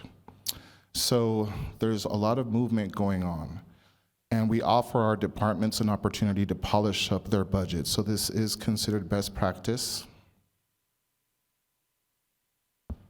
Starting off with the general fund, I went ahead and just focused the next 2 slides, strictly gen fund, just so I can show you the movement. Beginning with the first line, we increased salary and benefits for fire and emergency services. The increase was $866,000, and this is again related to the recent salary increases for fire. My second entry here for the Gen Fund is for economic development. I'll be increasing their fund by $238,000, and this is related to metro redevelopment for El Paseo and Solano. My next line is increasing salary. It's personnel. It's for an existing staff for CMO. Now this line, there was a miscommunication between the budget office and PIO. 10,000 of this adjustment will actually be added back to fund balance for the general fund on August 19th. So that should be 10,000 lower. My next entry is for Public Works, and I'll be increasing an expenditure by $102,000, and this is related to pavement asset management software.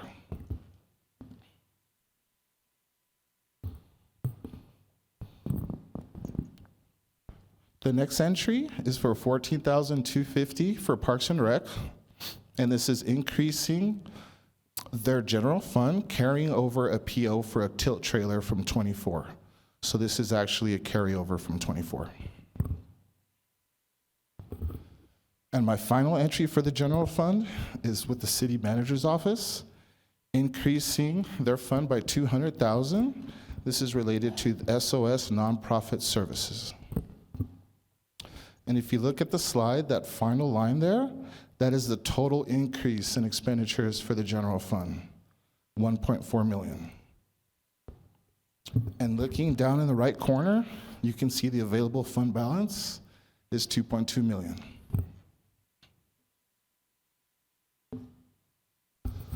My next slide is just going to quickly highlight some of the other adjustments. These are non-general fund adjustments. The first one is hitting the Telshore Fund for $346,000, which is related to replacing a monitoring well. The next entry is for Public Park Development, Parks and Rec, Fund 4106, and this is to cover some renovations for Provencio Van Dam, which is a soccer field, and skate park. And the final entry is in the Finance Department, specifically Treasury, where we're recording a $2.42 million payment for a 24 Go Bond principal.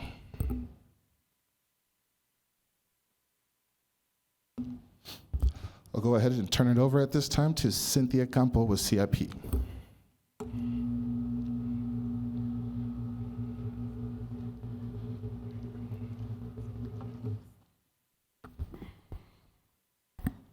Good afternoon, Cynthia Campos, CIP analyst.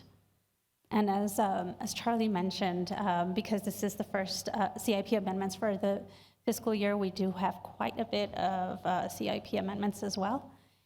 So the first 2 slides for CIP amendments are related to the budget adjustments that were submitted. So I won't read them out, but if you have any questions as I go, please let me know. This is the first page. And these are the second set of projects that are related to the budget adjustments. We also have a lot of CIP amendments that are, as Charlie also mentioned, the intent is to clean up the CIP document and to make sure that we've carried over all of the projects that were either accepted after after budget entry or any other corrections within the CIP document. These do not affect the budget. They are just amendments for the document to make sure that we are true to the project balance. I have several pages of these amendments. And as you can see, the ones that are just carryover projects are identified that way, and then we have the CIP amendments as well.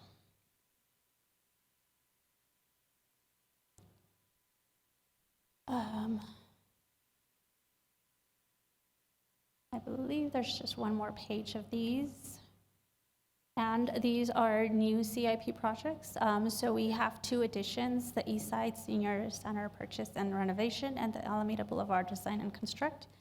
And then there's a name change for the fire department administration building. It was called Fire Department Administration Lobby Remodel. So to make it more general and the funds more flexible, it has been renamed. And those are all the amendments.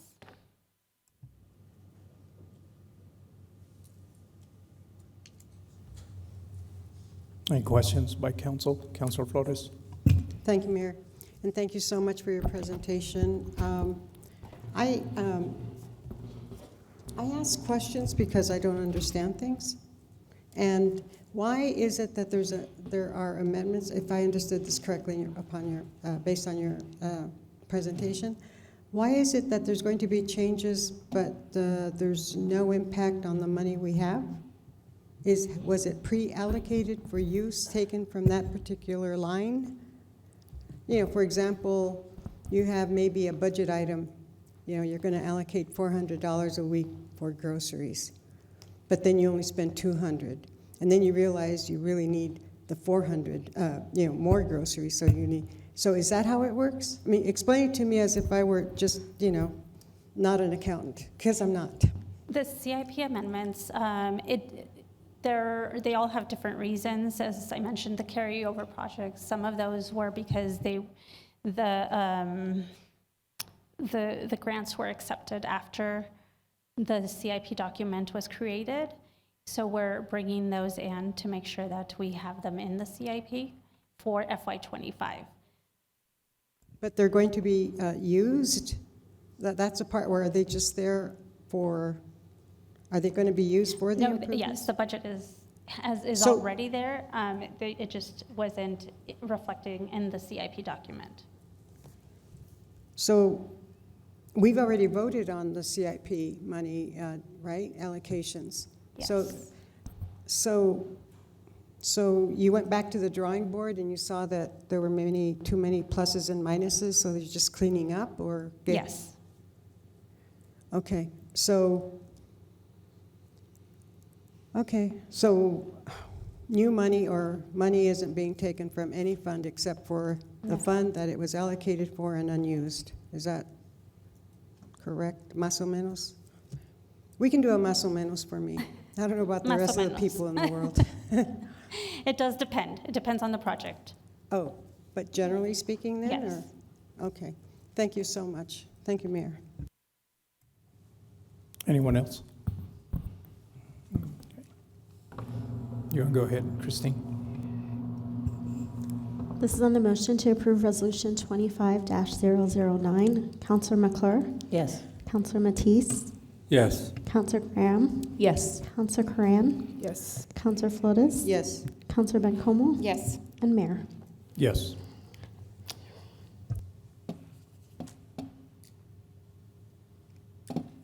Next on the agenda is 8.2, resolution number 25-010.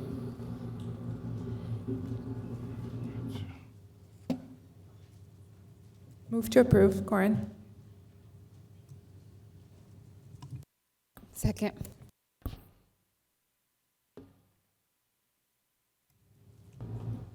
Go ahead, Kathy.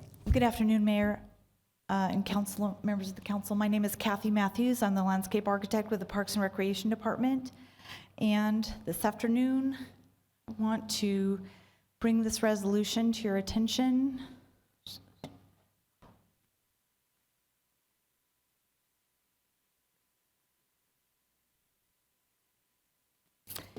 So this afternoon, I'm requesting approval of a reimbursement agreement for a new neighborhood park. This neighborhood park is located in the Metro Verde subdivisions in the Metro Central Phase 2 subdivision, to be specific. The reimbursement is for the design and construction of the neighborhood park in this area. This particular subdivision has 98 residential lots, and each of those residential lots, as part of their building permit, pays $2,600 in park impact fees. So for those 98 residential lots, $254,800 are collected for the park impact fees. And this reimbursement agreement seeks to reimburse the the developer $229,320 for the expenses of designing and building the neighborhood park for the city. In this case, the park, as illustrated here, is in sort of two sections separated by a residential street, Santa Minerva. And it creates a neighborhood park on approximately 2 acres of space. This aerial photo represents the location of the park within the broader Metro Verde subdivision. And you can see the park is located to the west of Sonoma Ranch Boulevard with Santa Minerva bisecting.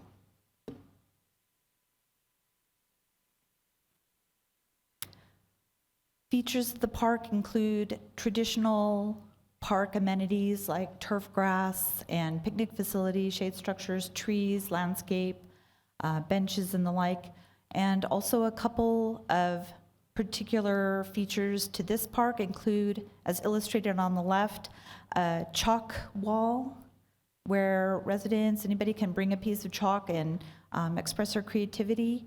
You can see this chalk wall has already been made, well made use of. Also, this park includes some putting greens in a way that are available to the public, so people can practice their golfing or take up their mini golfing and enjoy this kind of unique amenity in our city park system. And that's my presentation. I'd be happy to answer any questions. Okay, thank you, Kathy. Councilor Corain. Thank you. Thank you, Ms. Matthews. I always appreciate it, and I'm always happy to see a new park in my district, which is full of really amazing parks, in case y'all haven't heard. I do want to ask a quick question about two things that are emblematic, I guess, of things that are coming up as part of Realize and probably in an ongoing basis part of our park impact fee discussion. One is, this is less than 2 acres, which is not really what we want from neighborhood parks, in my understanding, and Realize would actually require these to be 3 acres or larger from now on. Is that correct? Councilor Corain, yes. We're looking through Realize to make the minimum neighborhood park size 3 acres. And to date, we've accepted parks, much smaller parks, with the goal absolutely of accepting only 2-acre parks. This one was fairly close to 2 acres, and I felt it was acceptable since it served a need and was located in a good location. Thank you. And again, I don't mean to put you on the spot. I just think these are things that we're talking about right now that are really important to know. And then the other part is related to park reimbursements, which I know that these come up occasionally, but it's complicated, right? Councilor Karen, yeah, it tends to be complicated. This is actually fairly, it's become relatively common at this point in time. The reasoning is that park impact fees currently can be used to build neighborhood parks. Typically, a developer can mobilize in a way more quickly than I can in my work. And so it's a way of getting neighborhood parks constructed on a more timely basis as houses are being developed rather than after the fact. So this reimbursement agreement notion is a way to try and get those amenities and that increase in our parks system faster. And hopefully in a more cost-effective way as well. That's how things are currently done. Realize may change that. Thank you. And I guess, thank you, I appreciate that. I'm asking this because I think these are part of the conversations that I know we're all having on an ongoing basis, and when something comes up that's related to Realize, I like to have the conversation about it. I think I also just want to sort of elevate the idea of what types of parks we have. I know folks might or might not be tracking on that, but neighborhood parks versus regional parks, and how we use park impact fees in reimbursing the planning or development or not of those. I think that's something that I'm just glad is part of the conversation and is part of an ongoing conversation that I hope we continue to have related to park impact fees. So all that said, I'm excited about the park. I'm going to go right on the chalk thing this week, probably, enthusiastically. So I appreciate you sharing and elaborating on these things. You've taught me a lot about how this park stuff works, and so thank you for helping and sharing that. So thanks. Thank you. Thank you, Councilor. Councilor Flores. Thank you, Mayor. Thank you so much, Ms. Matthews. I want to thank you for this. It's not my district, but it is our city, and I think it improves the quality of life consistent with Realize Las Cruces. I also want to thank you for the beautiful, wonderful work you've done along Mission between, it's really showing up now after all these years, between Mission and Sonoma Ranch Boulevard, Mission between Roadrunner Parkway and Sonoma Ranch Boulevard. That park is absolutely beautiful. And all the planting you did along the side of the park is amazing. And the other gift you've brought to the city as our landscape architect is the work on Loman Boulevard, near I-25. That's all your work, and it has grown over the years, and it's a wonderful canopy and beautiful landscape. So I just want to thank you for your work. Thank you very much. Thank you, Mayor. Mr. Mayor, Councilor Flores, thank you very much. I have to note, Loman Landscape was the first project when I started with the city that I managed that project, the construction of it. That design is Elisa McNeilis original. She's a landscape architect in town, and so she did the design, and it has absolutely come to fruition, and through the maintenance of our park staff as well. It is a beautiful landscape. Thank you. Excuse me, so what did you do on that? You did nothing, and I gave you all this credit? Yeah, I managed the contract. Yes, you did. I cracked the whip over the contractor. Yes. Thank you. Thank you. Thank you, Mayor. Thank you, Councilor Matisse. I just have a time frame question. It's 98 homes contributed to the impact fee for the park. And then what was the time frame between the conclusion of the subdivision and then building the park? Mr. Mayor, Councilor Matisse, the subdivision is still under construction, so there are still lots that are still seeking permits and paying the park impact fees. So the park impact fees from all of those 98 lots have not been paid yet. That said, a large number of them have been paid. I don't have the number of how many have been paid at this point in time. That also, however, previously collected park impact fees can pay for that, and then as those come in, it'll replenish the park impact fee fund. So the 98 resident or lots have not all paid their park impact fees yet, but the park impact fee fund has sufficient funding to cover this agreement and others. Thank you. Thank you, Counselor. No one else? Okay, Christine? This is on the motion to approve Resolution 25-010. Counselor McClure? Yes. Counselor Matisse? Yes. Counselor Graham? Yes. Counselor Cran? Yes. Counselor Flores? Yes. Counselor Bencomo? Yes. And Mayor? Yes. Now, item 8.3, resolution number 25-011. I move that we discuss 8.3 and 8.4 concurrently. Yes, we'll go with, we need a motion to bring 8.3 first, and then I'll bring that up. Oh, okay. Sorry. Isn't that what you just did? No, I think we have to move for 8.3 first. I Move to approve. Okay, move to, second. Now we need a motion and a second to vote to discuss item 8.3 and 8.4 concurrently. So So moved, moved by Graham. Flores, second by Flores. Okay, so we'll be discussing both, and we have Chris Faber. I need to do a vote really quick to suspend the rules. This is on the motion to suspend the rules to listen to item 8.3 and 8.4 concurrently. Counselor McClure? Yes. Counselor Matisse? Yes. Counselor Graham? Yes. Counselor Coran? Yes. Counselor Flores? Yes. Counselor Bencomo? Yes. And Mayor? Yes. Good afternoon, Mayor, Council. Chris Faber, Economic Development for the record. So today we will be discussing the resolution and the ordinance related to the proposed GRT increase. Before I get into my presentation, I just wanted to clarify the reason for the resolution and the reason for the ordinance. So per New Mexico election code, the resolution is needed to put the question on the ballot this November. Per state statute, the ordinance is needed to allow taxation and revenue the authority to institute the tax increase if it passes in November. If it doesn't pass, then the ordinance is deemed repealed. So those are the reasons for each of the two ordinances and resolutions. So just a little bit of background. We've previously discussed this proposed increase at both work sessions in April and May.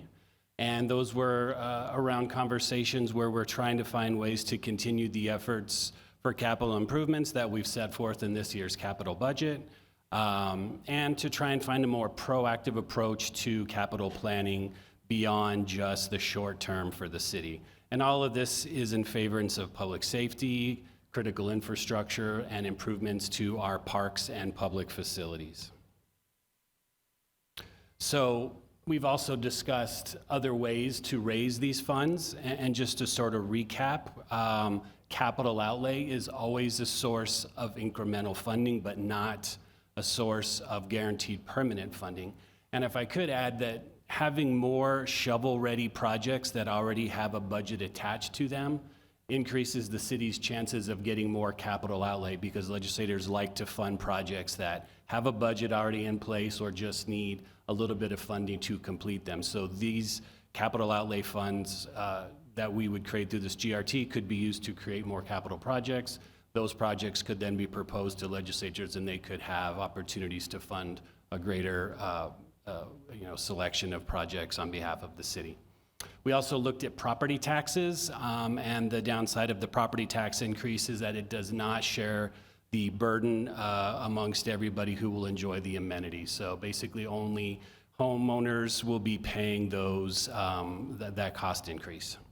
The GO bond is something that the city has already been utilizing to great effect, but again, that is a limited amount of money every few years, and is not the complete solution to all of the capital needs that the city will be facing over the next several years. And that brings us to the GRT increase that we are talking about, specifically because it shares the burden amongst residents, tourists, people passing through town. Basically, anybody who would be using these services would then be contributing to those fees. So the increase that we're proposing is 0.562%, and that could generate approximately $20 million a year that could go to this capital Improvements Fund. And the idea is to increase public safety facilities and to provide a revenue stream that will address the needs of the growing community, whether it's through public safety facilities, more recreational opportunities, improvements to streets that are seeing an increased amount of traffic every year, and ultimately lessen our dependency on capital outlay funding. It was brought up before, but just to reiterate that there is no GRT collected on groceries or medicine in New Mexico, and this increase amounts to about 56 cents per $100 spent on certain goods and services. The impact to the median household income in Las Cruces would be about $69 per year. So in discussing what these funds would be used for, we have looked at a variety of options, with public safety priority projects being at the top of the list. And at the top of that list, we're seeing a joint facility for training facility for police and fire. Also the need for a new, larger, modern police station downtown. And to address the needs of a indoor recreational facility on the west side of town. As you know, the Mearshide celebrated its 50th anniversary last year, and that is the only indoor recreational facility that the city has right now. Additional projects, Regional Real-Time Crime Center, and additional training tracks for the police department and a potential partnership with the sheriffs. And if approved, it would be recommended there is a resolution that outlines these priority projects by council, and that there is a reporting schedule similar to what we do for the GO bond. So every few months, staff is coming back and reporting to council and the community the status of these projects and where things stand. So if approved by the voters, the full .5625 will happen in two parts, and that's important to know. The first part would be the ballot measure, and if that is approved, then that increase would be .3250, and that could generate approximately $11 million a year. If that's approved, then council has the option to come back with an additional ordinance for the remaining approximately $9 million a year, and that increase is .3275. When we are putting out voter education materials between now and the election, we will be referencing support for the entire .5625 increase for the entire $20 million. And the effective date of this will be July 1st of 2025 if it is passed. So this is the ballot question that will actually, if approved today, go on the ballot in November. Shall the city of Las Cruces impose a municipal gross receipts tax in the amount of 325 thousandths of 1%, the revenues of which shall be used for funding capital improvements and maintenance for public safety, streets, parks, and other public facilities and critical infrastructure? And so these are your options for today. Due to the time constraints of getting this question to the county and also some requirements by the state in the ordinance, amending the ordinance is not one of the options that is available. And if you have questions, I am available. Thank you. Thank you, Chris. Councilor Graham? Thank you, Mayor. Chris, can you jump back to slide 8, I believe? Okay, thank you. So just to be really clear, what we're voting on today is to put on the ballot the option for voters to choose 0.3250% GRT increase. The additional ordinance following the election, however, is not on the table today. This creates an option in the future. So I just want to make it really clear, because I think this is confusing. I want to make it really clear that what we're voting on is to send it to the voters and nothing else. Mayor, Councilor Graham, that is correct. Yes, today all you are voting on is putting the question on the ballot and the mechanism that allows that question, if it is funded, that allows the state to implement that increase. The second portion, the .2375, that is not being discussed or an option for today, correct? Okay. And how will we communicate that in bullet point number 2, the voter education materials? How do we, and I guess I'm not asking you to compose a mailer today, should this make it to the ballot, but I think that's where we're talking, what goes to the ballot is approximately $11 million a year. What could come eventually is approximately $20 million a year. But how are we going to make that clear, again, should this go to the voters? Sure. Mayor, Councilor Graham. That is what I've been working on with our communications team, and we're working on a voter education process that explains that it is a 2-part process, part 1 being the ballot measure, part 2 being this separate ordinance. So that will be a key part of the messaging that we put together to make it very clear that this is a combination of those two different steps. So you'll hear lots of references to the 2-step process over the next few months, yes. Great. Thank you, Chris. Thank you, Mayor. Thank you, Councilor Graham. Councilor Matisse. Chris, I seem to agree with my fellow councilor on being very clear about the 11 million and not combining it to a $20 million advertising campaign. So, what might be simpler is just to say 11 million. I mean, unless you have a very good campaign strategy and messaging that doesn't confuse the public, because the more complicated it is, the more no's you'll have on the actual bond.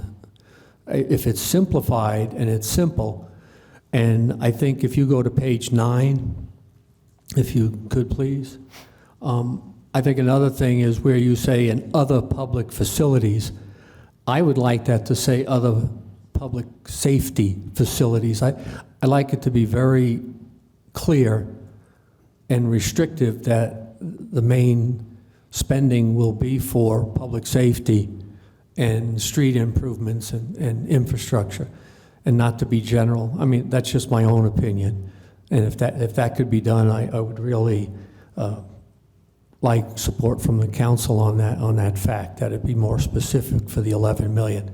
The other thing that is possible is when we get all these things done, hopefully in 2 years, 3 years, I like to see a sunset ruling to where this tax goes away for the public in, let's say, 4 years.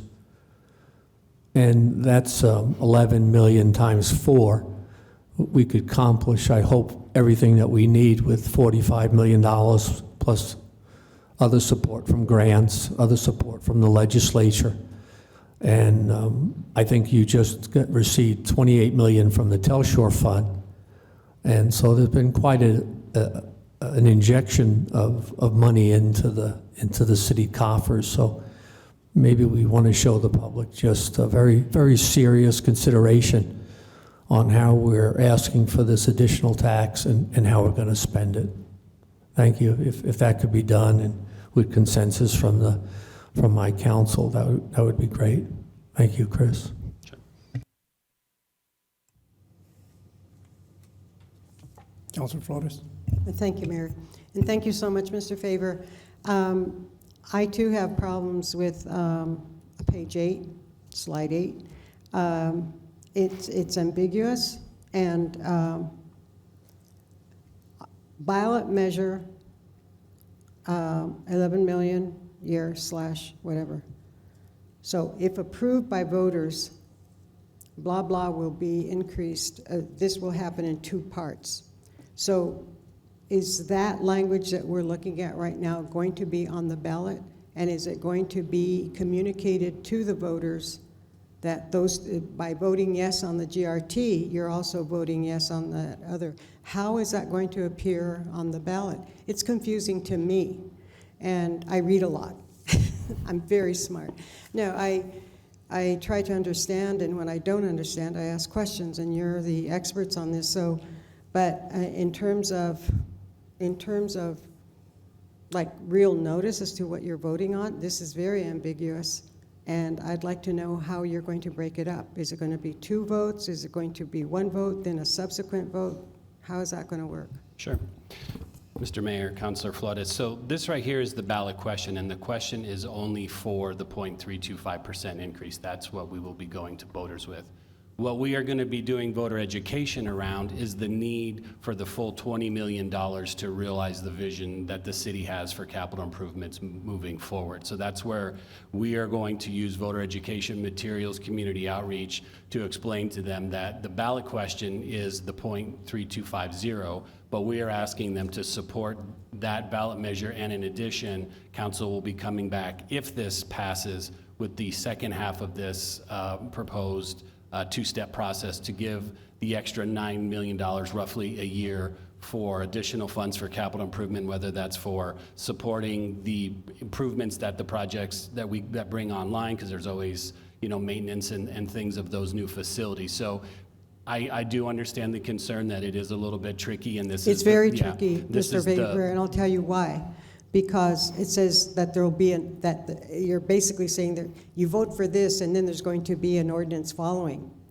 I mean, we may not want the ordinance, but if they vote, if that's the language on the ballot, that's what it says.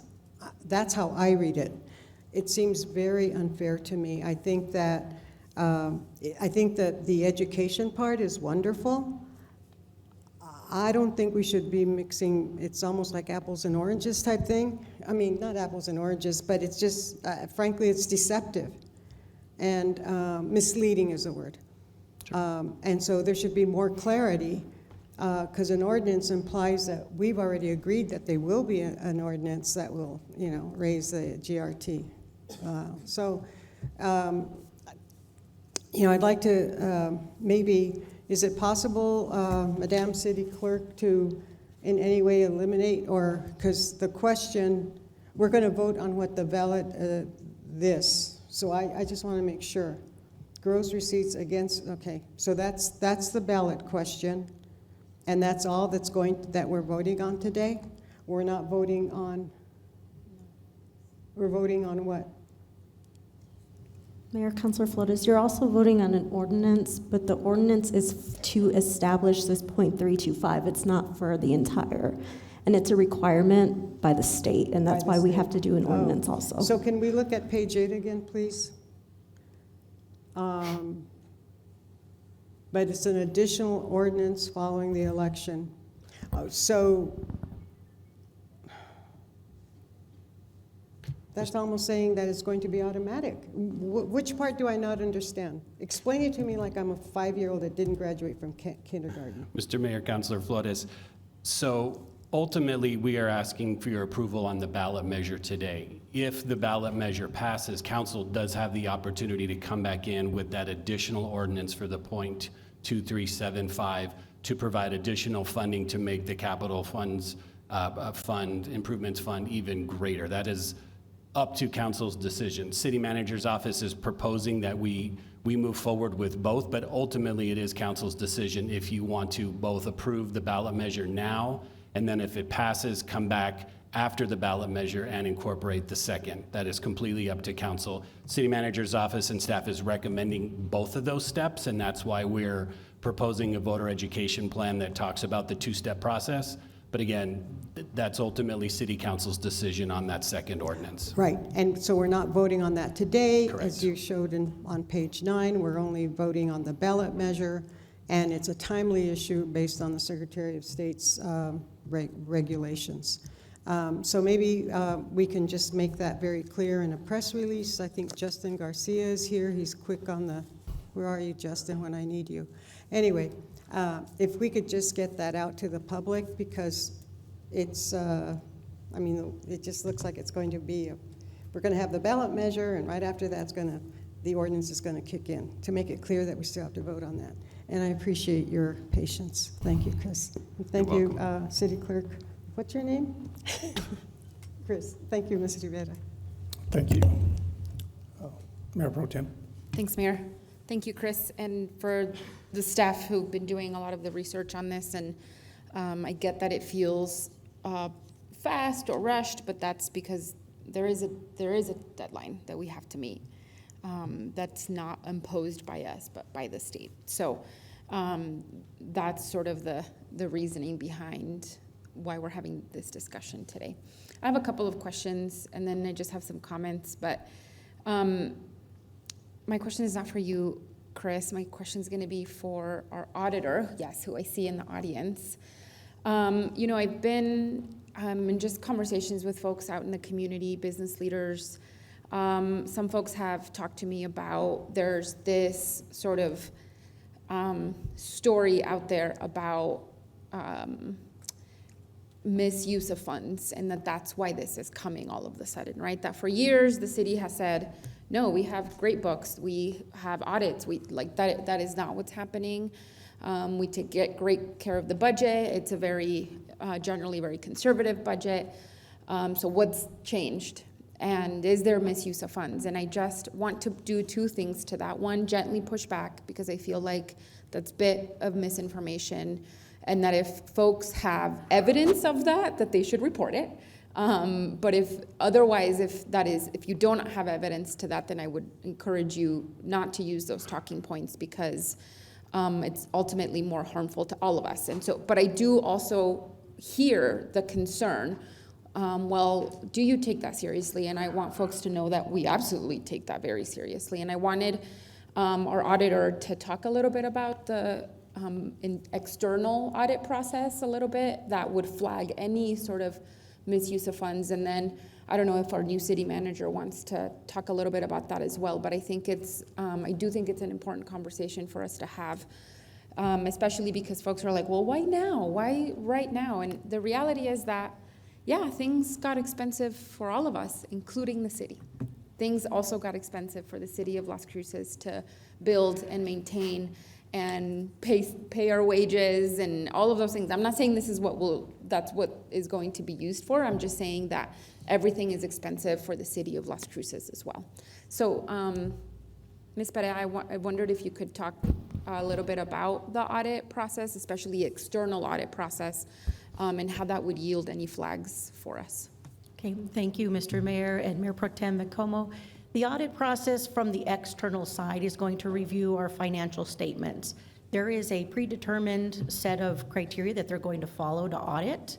It's already established by the State Auditor's Office to look at particular activities. They'll pull samples in those areas. For example, travel might be one, contracts could be one, and they're going to look at the activities related to those particular areas to identify any type of issues that might occur, whether it's process issues that we didn't comply with, overpayments, underpayments, et cetera. That's kind of in a nutshell what they're going to be looking at. There could be additional issues that they're looking at as part of the external audit process. Internal audit shares all of our reports for the year with them. They look at the work that we've conducted. They can rely on our work. They can do additional testing. If we found any audit findings within the work we've done, they might do a little bit more testing in that area to enhance the work that they've already done to identify any kind of discrepancies within that process. If they do find them, they'll make recommendations that we get those corrected. And the past exit conferences that we have, they have raised those issues and we have made those corrections. On the internal audit side, we do the same thing. We do look at efficiencies. We look at the use of funds, whether it be the fund type, whether the funds are being categorized correctly, or whether or not those are allowable expenses. For example, P-card purchases. We have a policy that it's very specific, indicates what is an allowable expenditure and what is not. If we find, and we have had this, we can identify areas where the language in our policies may not be clear.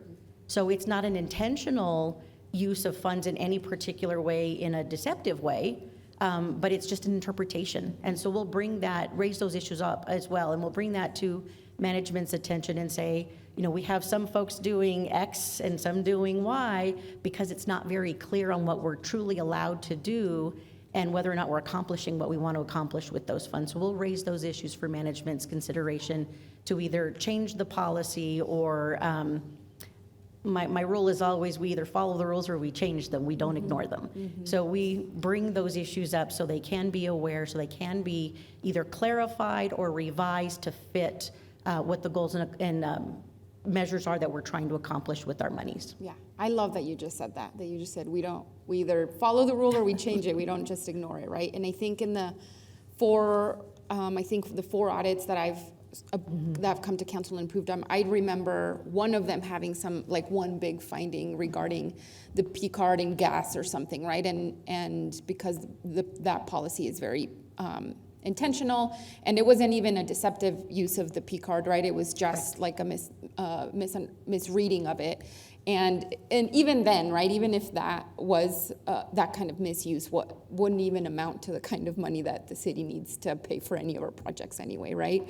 But I wanted to bring you up because I think it's important that folks understand that you as our auditor and our inspector general are very aware of these kinds of processes happening, and that we have oversight, not just internal oversight built in, but we have external oversight as well. Exactly, Mr. Mayor and Mayor Pro Tem Bencomo. We do, between my office, the IG's office, and the external auditors, we do have 3 different sets of eyes, if you will, on looking at the activities of the city to make sure that everything is in line with policy and procedure, that we have appropriate controls in place to ensure the successful accomplishment of those goals. And if anything does go off track, we try to identify to the best of our ability why it went off track, what we can do to correct that, and make sure that there's a clear understanding through training or through revising the policy to make sure that the city's objectives are being met successfully. So we do have several avenues to make sure that we are on track. Thank you very much. And that's my only question for you. Mayor, do you want to jump in on that? No, I was going to say, excuse me, to let the city manager Totally, piggyback yes, off that, I was and going to we'll get move back on, to you. so that's perfect. Thank you, Mayor Enriquez, Mayor Pro Tem Bencomo, and City Council. Ikani Tamopea, City Manager, and I just wanted to thank Viola. She explained it very well. I believe, Mayor Pro Tem Bencomo, the reason why you're looking into the city audit and looking, because the topic that's coming up is, if this is a ballot and the city is looking for additional funds, the concern of wasteful spending may come up as a concern. And so that's why we have a city auditor. That's why we have inspector general. Additionally, that's why we have all the staff. It is not a bad question. It's actually a very good question that comes up, if not every day of our life, to ensure not only that there isn't wasteful spending, but we're looking at it and looking how we can resolve the issue. And so one of the things that we're doing moving forward that I just want to hit on, and then I'll give the time back to you, Mayor, is in budgeting, we have a budget anywhere from 150 to 175 million in the general fund. And so some may say, well, what's happening there? You have enough funds to do what you want to do. Just take it from there, just minus $20 million, and here you go. It's not a bad thought. The only concern that comes is, where do we cut? That means we have to cut from a department. That means there has been spending that we have to look at in cutting back. So that is expectations that has to be realigned. That is services that has to be realigned. That is cleanups that have to be realigned. Certain things have to be realigned. And I know we all understand that, but I just wanted to share, it is a good question. It is a very good question. That is something that is one of my roles and responsibilities to ensure that we're doing. That's why we have the staff, but that's on all of us as 1,700 employees in the city to ensure.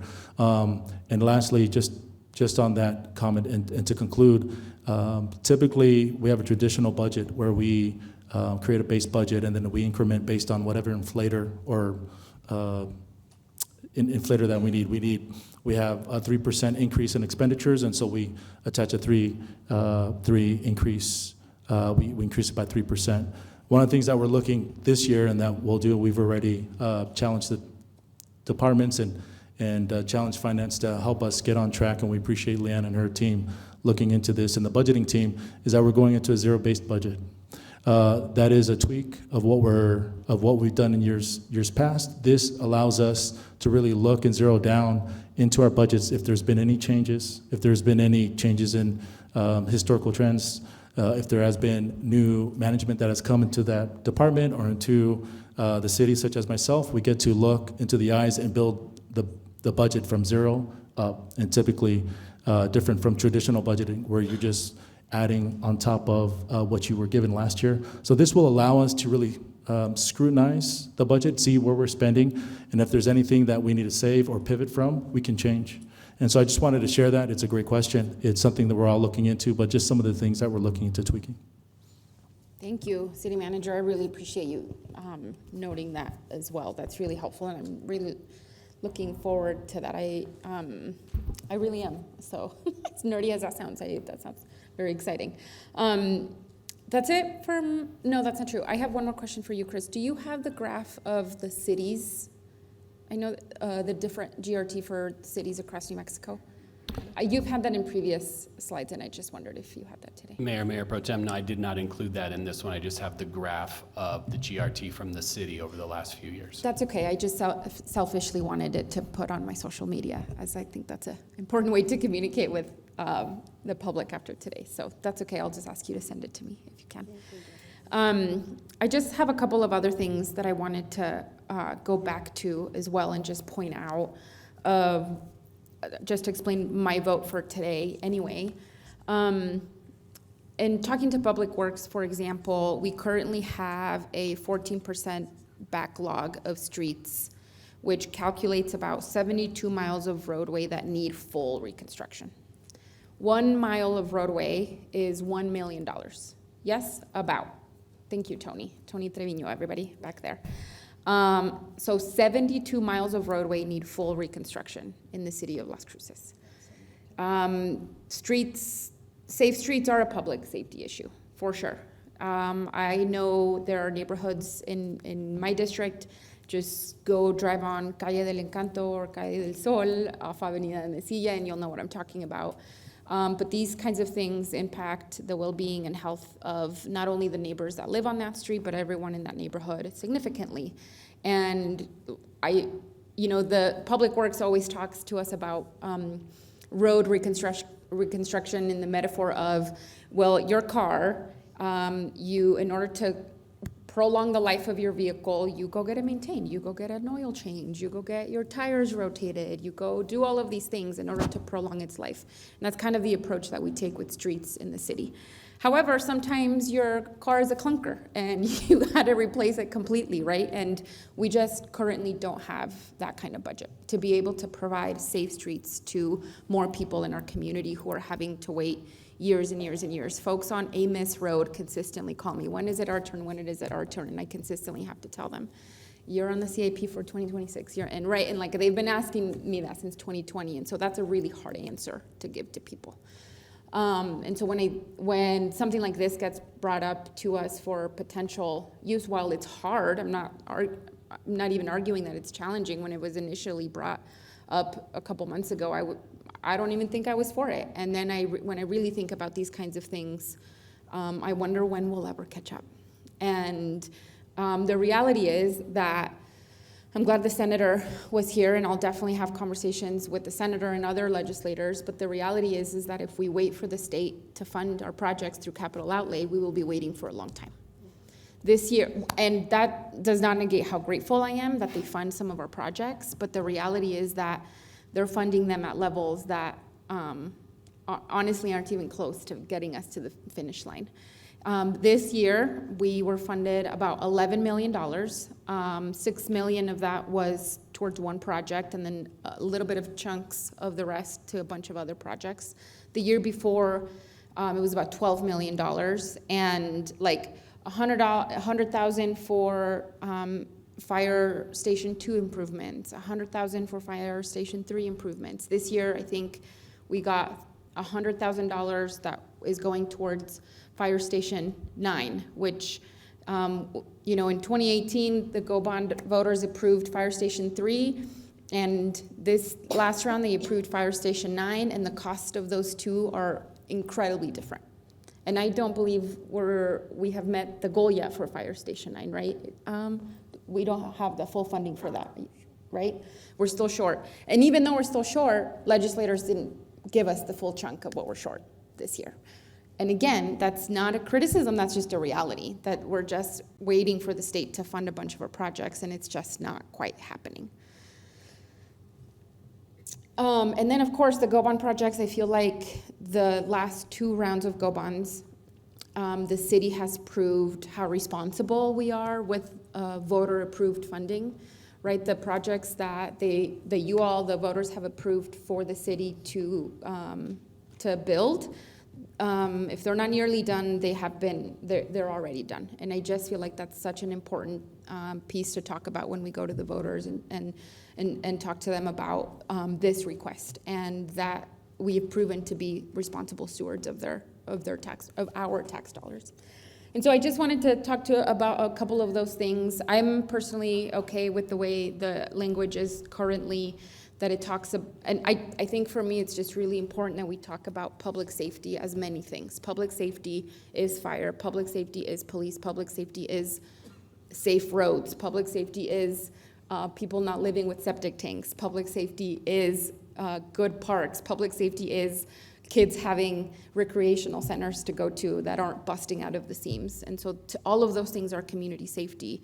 And I think it's important that we continue to talk about them in that way. So that is a couple of the pieces that I wanted to talk about today before a vote, and that is it for me, Mayor. Thank you. All right, thank you, Mayor Pro Tem. Councilor McClure. Hi, Chris. I had a question. When would you anticipate that council ordinance coming to us after the November vote? Mayor, Councilor McClure, at this point, no date has been determined. That would be up to council to decide if this passes in November. Anytime December on would be an option. I think ultimately we'd need to coordinate with council and the clerk's office, because I think we would want to make sure that if that does happen, it does pass on the ballot measure, and you do the second ordinance that we coordinated so both of them can take place on July 1st. So we would coordinate that date so that council has a deadline for that. I would also agree that the voter education materials should be specific to the .3250 and not the council decision, because I think that's putting the cart before the horse. And I value the fact that the voters can give us a chance to tell us what they feel is important to them with their vote. So that would be all I have to say. Thank you. All right, thank you. Okay, I'll go ahead and open up to the public. Can I see a show of hands of who wants to speak at this time? Okay. Where did I lose Katrina? She can help you usher. Yeah,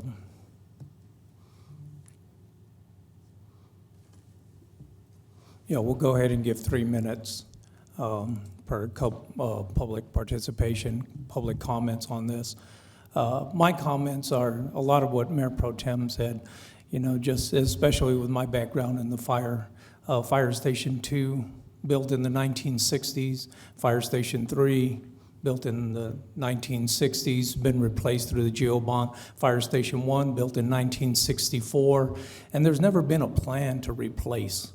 There's never been a plan to replace, and this gives us an opportunity to put these funds in public safety, and it all comes down to trust, safety, and better. And we all want a better Las Cruces. Well, Chris mentioned Mearscheid 50 years ago. I know when the Aquatic Center was first designed, it had basketball courts and volleyball courts. Due to cutbacks, due to lack of funds, never existed. These things continually come up. We know the library, we talk about that all the time. That's already just to upgrade what we have, $45 million. It's not gonna happen. It's not gonna happen through the state. It's not gonna happen through grants. It's not gonna happen any other way. There's no one coming to save Las Cruces except us. And that's what I truly believe. I said, trust us. That's why we're bringing it out to the voters so that they can decide. And that's what we want to do for this ballot, to make Las Cruces better, safer, and just trust us. All right, thank you. Go ahead. State your name, Kevin. Kevin Cardoza. I'm coming on behalf of the Las Cruces Association of Realtors and also as a constituent. Look, we completely understand the need to improve our infrastructure and provide better quality of life. The issue that we see is the way that it has been presented, it has not been properly earmarked. The general consensus of the organization that I represent and me as a personal individual is that everyone has had to make budget adjustments in these difficult times. Like, I can almost guarantee that probably 80% or 70% of the folks here have had to do that. So we are more than willing to pay our fair share to make some of these improvements. We just want to make sure that the language that and the way that is presented, it's appropriate considering the times and considering the difficulties that many of the citizens of Las Cruces are facing right now. We're not opposed to do something that provides better methods for financial accountability, like the gold bonds, or do perhaps tax increment development districts. We're all for that, and like the option that Councilor Matisse provided, that sounds fair. And please understand, we're not against this efforts to make Las Cruces better. What we want to see is that there are some very very well regulated, easily accessible to the public measures for the way in which these dollars are spent. And I appreciate the efforts that have been made to try to convey transparency as far as how the city of Las Cruces manages its finances. I totally appreciate that, but at the end of the day, the public perception is slightly different, and that's the part that we have to accept and take under consideration as we are looking to make these increases. So once again, we're not opposed to the improvements that need to happen. We just want to make sure that we have the right financial accountability measures in place to do this. And like I said, approving gold bonds or doing tax increment development districts, those are things that we're in favor of, or even making this increases a little more specific and better earmarked for the public, that would also work. That would be great. So that's our issue. We just want to make sure that these increases are appropriately earmarked, and that we can see and as a public can access some of that accountability. Thank you.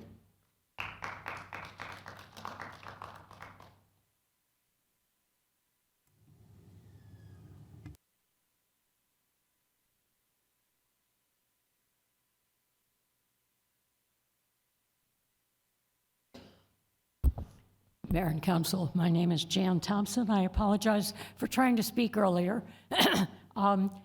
My remarks, first of all, I don't live in the city, but I feel very connected to Las Cruces. I'm just out in the county a little bit, in what used to be called the extraterritorial zone or something like that. Anyway, I don't even have an opinion on this particular proposal. What I want to say, though, is that the GRT is a regressive tax. Even though you've made it a little less regressive by removing tax on food and drugs, it's still low-income people shop at dollar stores and at thrift stores, and they're having to pay taxes there. And they pay the same tax rate as people who can afford a whole lot more. I wonder if you're allergic to an income tax. Pardon my phrase, the conservatives in the room, but a progressive income tax that would be, people who work in the city would be taxed. If they live in the city, they would be taxed at a slightly higher rate than the people who don't live in the city. But why are you allergic to an income tax that I think would be much fairer and not regressive? I appreciate the GRT because you're capturing my money. When I come in, I'm not paying property taxes. I'm not paying, well, certainly not income tax, you don't have it, but at least not to the city. I pay plenty of property tax and GRT tax out in the county.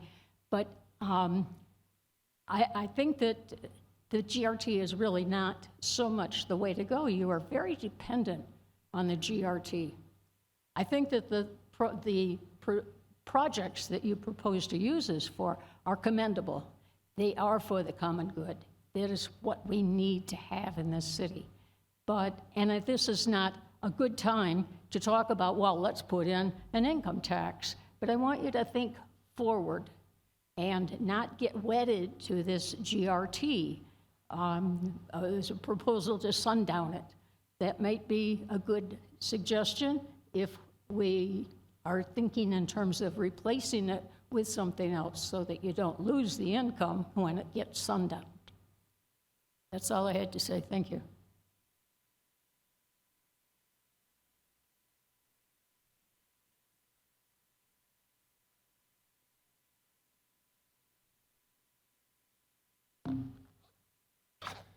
Good afternoon, Mayor and City Council.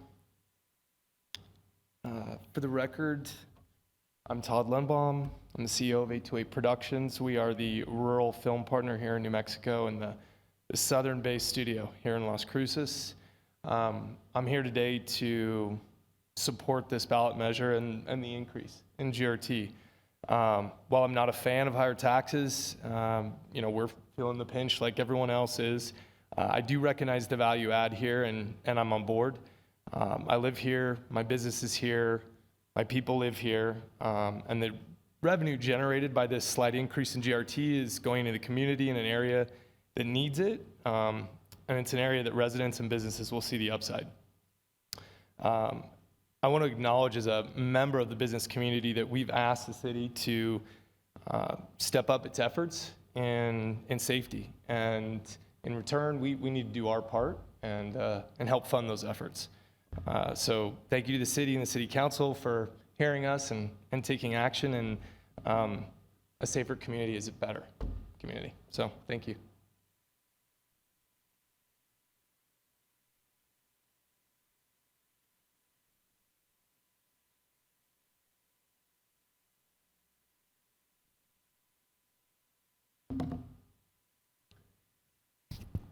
Good afternoon, City Council, Mayor, and staff.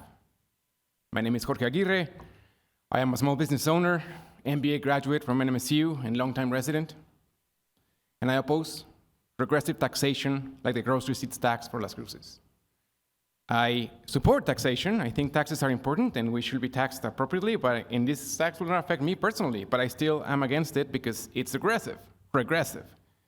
Cities are always in need of additional revenue, but GRTs are a form of regressive taxation that produces inflation for the final consumer at a higher rate than the tax rate imposed, and thus discourages local consumption and investment. A GRT is more expensive than the income that the city coffers. It is bad policy and should be avoided. A GRT does the opposite of what we're trying to do here. A GRT increases poverty because the people with the smallest incomes who don't make enough money to supply their needs have to spend 100% of their take-home pay in the cost of food, housing, transportation, clothing, etc. And when we tax that consumption, it means that their purchasing power is reduced by a GRT tax. But not every citizen of the city's income is going to be reduced, only the people with the smallest incomes, right? In contrast, studies have shown that when you tax the people with the most money, there are no negative consequences to the economy. I heard earlier, tax the people with the cannabis. That's not necessarily true that they have money, but there are pockets of the community that have a lot more income and a lot more wealth than the median citizen. Tax them. Now, there's an additional thing, right? Gross receipts taxes have been shown to result in forward shifting of cost to the final consumer. Studies have shown that a GRT of 5% can increase consumer prices upwards of 15%. So if people think that they're getting one tax increase, but they're actually going to pay 3 times more, they may not be as much for it. And this is called because something that is called price pyramiding. And you can look it up. In effect, creating artificial scarcity, more of it, with no additional productivity. A small business would increase by much, the cost of their products to the public by much more than the tax rate because the price is based on inputs of the business at a certain price point. And when we raise the cost of those inputs with a GRT, we compound the cost until we have much higher actual increase to the final consumer. Those same circumstances are the same that will disadvantage local small businesses over big national businesses because larger ones can choose to integrate vertically and buy from themselves instead of having to buy final products locally. So please explore more complex tax schemes like land value taxation that taxes land value and not the buildings that exist there. And lastly, there's also opportunities like parking meters. There's no parking meters in the city.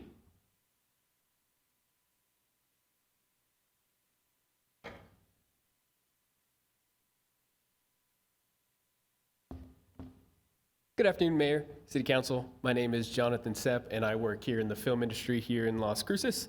Part of my job involves overseeing the many properties A2A Productions is developing. I have had made a number of calls from Averta, LCPD, Parks and Rec, Mano y Mano, and the fire department. In dealing with all these organizations and their coordination with the community, it is clear they're doing a great job. It's just not enough with the amount of crime and public safety issues we are facing post-pandemic.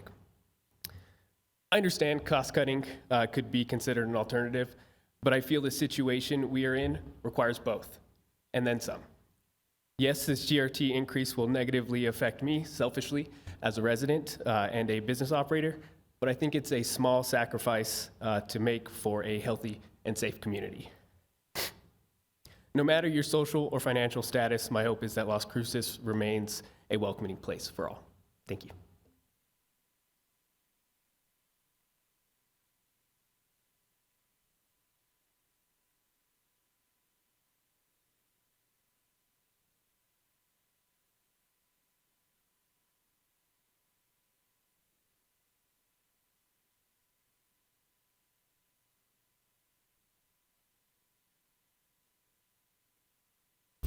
Hello, councilors, mayor.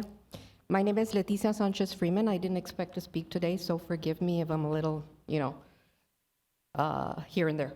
But there appear to be some concerns among council members about how this is worded, okay? I have concerns about how it's worded. The ballot question itself doesn't say anything about the additional, whatever it was, 0.2 something, 0.2375 or something along those lines, that would then happen automatically by ordinance, correct? So, but yet, in the public education, you're saying that you would, there's a chart, I believe it was chart number, I don't have the chart number, but it says voter education materials will reference the 0.5625% increase, which would equate to the $20 million a year.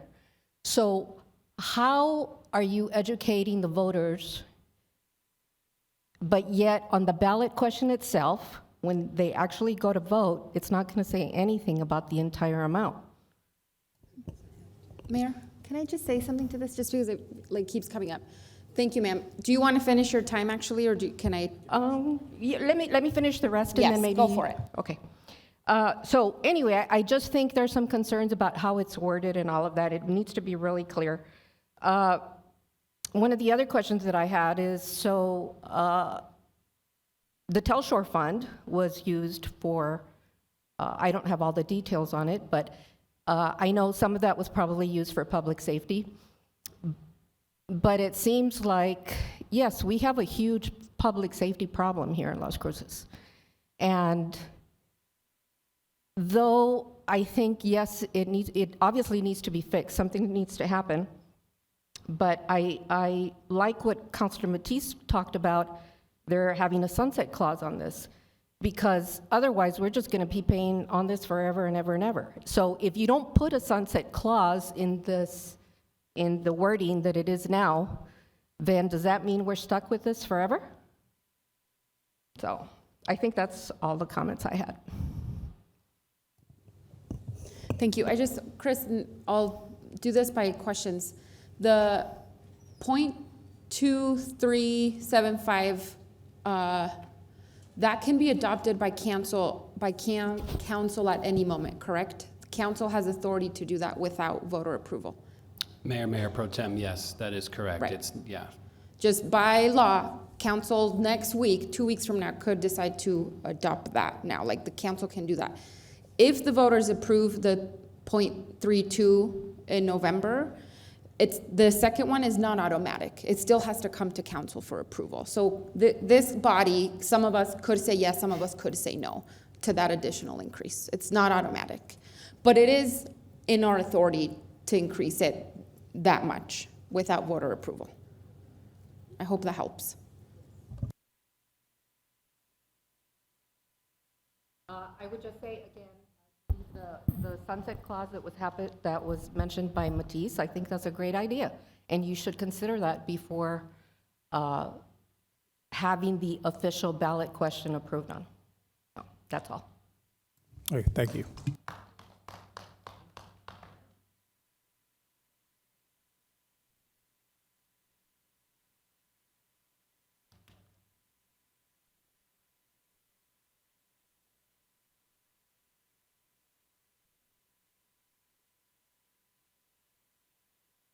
Mayor and Council, my name is Richard Freeman.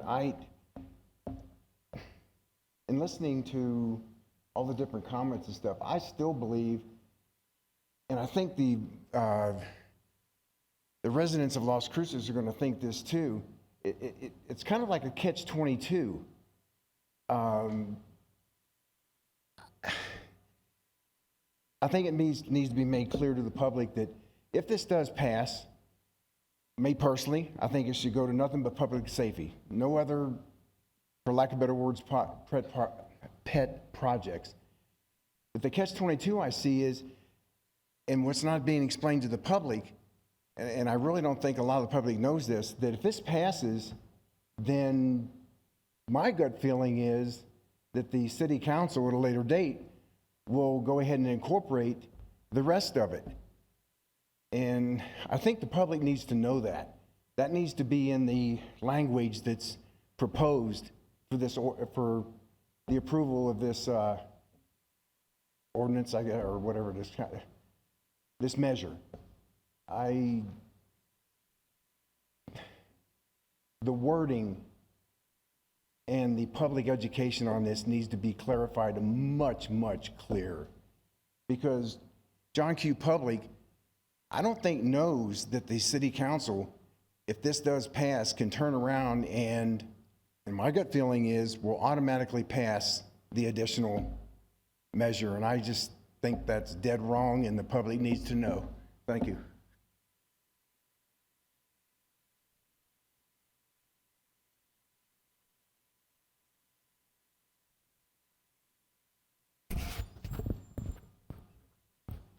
City Councilors and Mayor, I'm Sarah Smith. I'm very concerned about the plan to increase gross receipts taxes in Las Cruces, moving us to one of the highest tax rates in the state. Please don't take this the wrong way, but most of you are in a totally different income category than many people who live here, including my family. Yes, the tax increase would be relatively small, but it's on top of high inflation, which is already making many families struggle to make ends meet. Don't fool yourselves into thinking this increase in taxes is no big deal. We are paying higher prices for gas, for housing, for food, for clothing, on top of sales tax, property tax, income tax, and state income tax. Enough is enough. My own family is close to qualifying for HUD assistance based on our income. We don't take assistance, but how do we make it work? By focusing on the things we need first instead of the things we want. We carefully guard our budget. We live in a small house, we drive older cars, we don't eat out much. We make sure all of our needs are taken care of first, and only then do we look to see if there's anything left over for the things that we would like to have.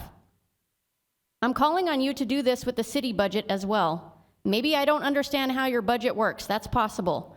You tell us you don't have enough money for public safety and good roads, but I have watched you allocate funding to community art projects, subsidies for the film industry, and electric buses. Those are all things that are nice to have, but they are not essential. Please readjust your priorities to fund the things that we need first, including public safety, upkeep of your existing infrastructure, and streets. Only once those things have been handled does it make sense to look at funding things that aren't so crucial to our community. If you decide to move forward with this anyway, please remember that public safety is our greatest need right now. Will you ensure that the funds are specifically earmarked for public safety with clear amounts, such as 70% public safety, 30% for streets and parks? Otherwise, over time, these taxes you are taking from families could very easily get diverted into things that the people never would have agreed to fund, such as hygiene stations for the homeless that have been proposed by this council. Taxes can be forever, and if you don't restrict how these funds are going to be used, this is a legitimate concern, or build in a sunset date, as has been mentioned. Did you know that people with low incomes have much lower voter turnout?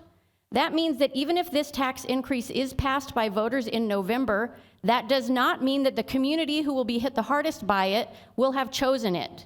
Please rethink this tax increase. This is not the time to take more money from the families of Las Cruces.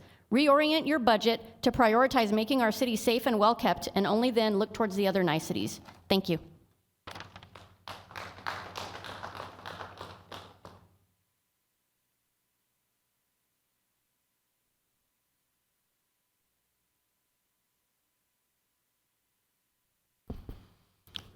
My name is Fred Huff.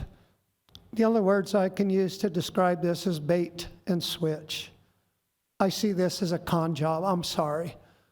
One of the questions that I did not hear asked or answered today is, on a GRT tax, does the city get 100% of this tax, or does some of it go to the state? This question, because I think I saw the city manager give a presentation, and in the back of my mind, the city of Las Cruces doesn't get all of the money from this GRT tax. Can anybody answer that question, either when I'm done or before?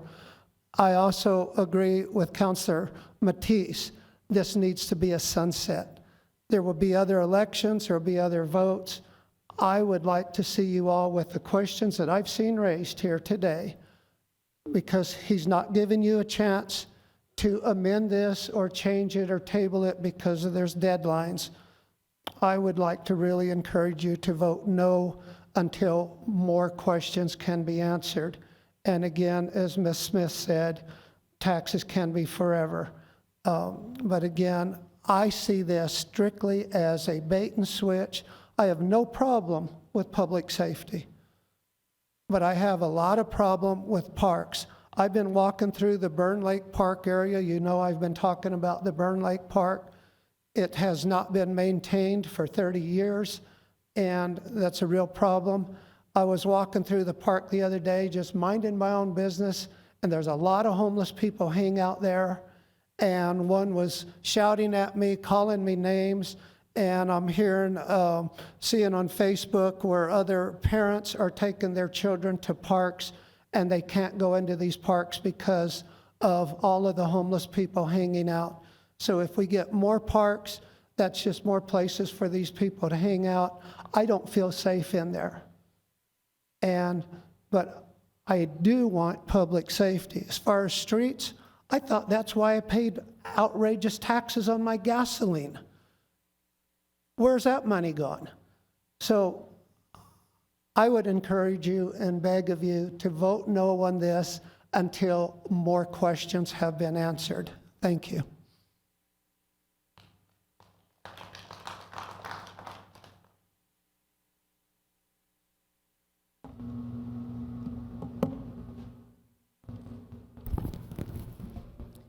Good afternoon, Mr. Mayor, City Council, Dolores Lucero. Let me just give you a little background, because history repeats itself. In the late 80s, the City Council put up 2 votes for GRT, one for 0.25 for police and fire, and one for 0.25 for Parks and Rec. And guess what failed? Parks and Rec. Why didn't you split this up? Why didn't you tell the people exactly what you want to do with the money? This is very vague. And I've already heard one counselor say that public safety is more than just first responders. It's streets, it's everything. So now you've opened a Pandora's box. On top of the fact that that 0.25 that passed in the late 1980s no longer is set aside specifically for police and fire. That got absorbed by other counselors that came through. And just like this money, it will be spread out in about 5 years. You won't even do what you said you were going to do. if you're so willing to increase GRT, then tell the public, we're going to increase 0.2375 right now because we're allowed to by law. And we're going to be honest with you, and we're going to do it right now. Don't tell me that you're going to ask me to vote and then come in and trick me by adding another 0.2375. That's not being faithful to the people of this community. History will repeat itself. The largest number of voters are seniors. They're not going to vote for Parks and Rec. They're not going to think of anything except public safety. So you combined it, I don't see this passing. I could be totally wrong. The whole fact that, Mr. Manager, I'm sorry, in a facility, an entity this large and smaller, there is always waste, always, because you can't manage 1,700 employees, and you can't, your staff is awesome. Auditors are great, but there is always the person that's going to break the rules, and it's not going to get found for a long time, or they left and you never knew it even happened. So it does happen on a regular basis. Mr. Favor, you mentioned that homeowners are the ones that pay property tax.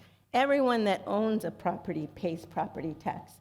The businesses, the vacant property, everybody has a property tax if they own it. What I ask you to do is, if you are going to put this in place for July, you don't have to add this to the general election where it's going to be hidden from the public. Another trickery.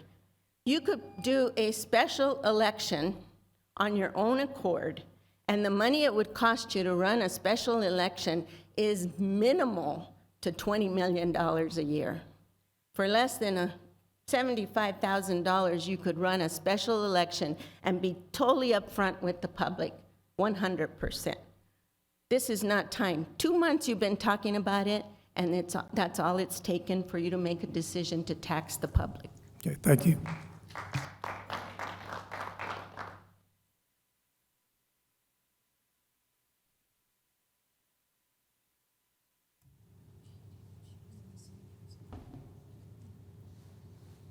Any other questions by council?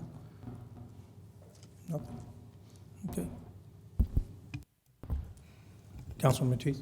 Mayor and the general public and my colleagues and staff, the confusion of this proposal just takes me by surprise. It's confusing to me. It was confusing to some of my colleagues on how it was worded. I just wish that it was just more simply done and probably easier for the voter to understand.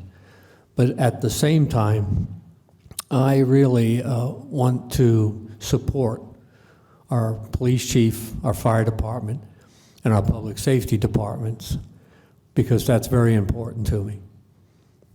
So I'm torn on the yes and no, but I believe if we can be restrictive, and I'm going to have to trust our mayor and our council, that it's earmarked for LCPD and the fire department and public safety issues. And I'll be happy to vote yes. And Chris, you've had a tough job. It's nothing like getting up at the podium and getting beat up every minute, but thank you for bringing this forward. And I know you had a time restraint because of the ballot requirement in November. And so I appreciate you very much bringing this forward and the information. Thank you. Mr. Mayor, if I could just make one point of clarification, Go and ahead, the city clerk can back me up on this, but I don't believe in New Mexico we're allowed to do special elections anymore, which is why we are requiring to do it this ballot. So I don't know if you want to add anything on that. Yeah, that's correct. Thanks. Christine? No, I'm ready to ask another question. Oh, go ahead, Councilor Flores. Okay, thank you. And again, thank you, Chris, for your attempt to educate us. But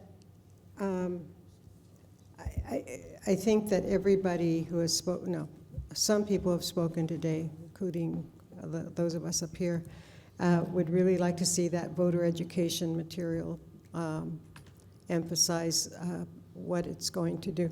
Now, does the ballot measure, does there have to be language in there that says that the money is earmarked for a certain whatever?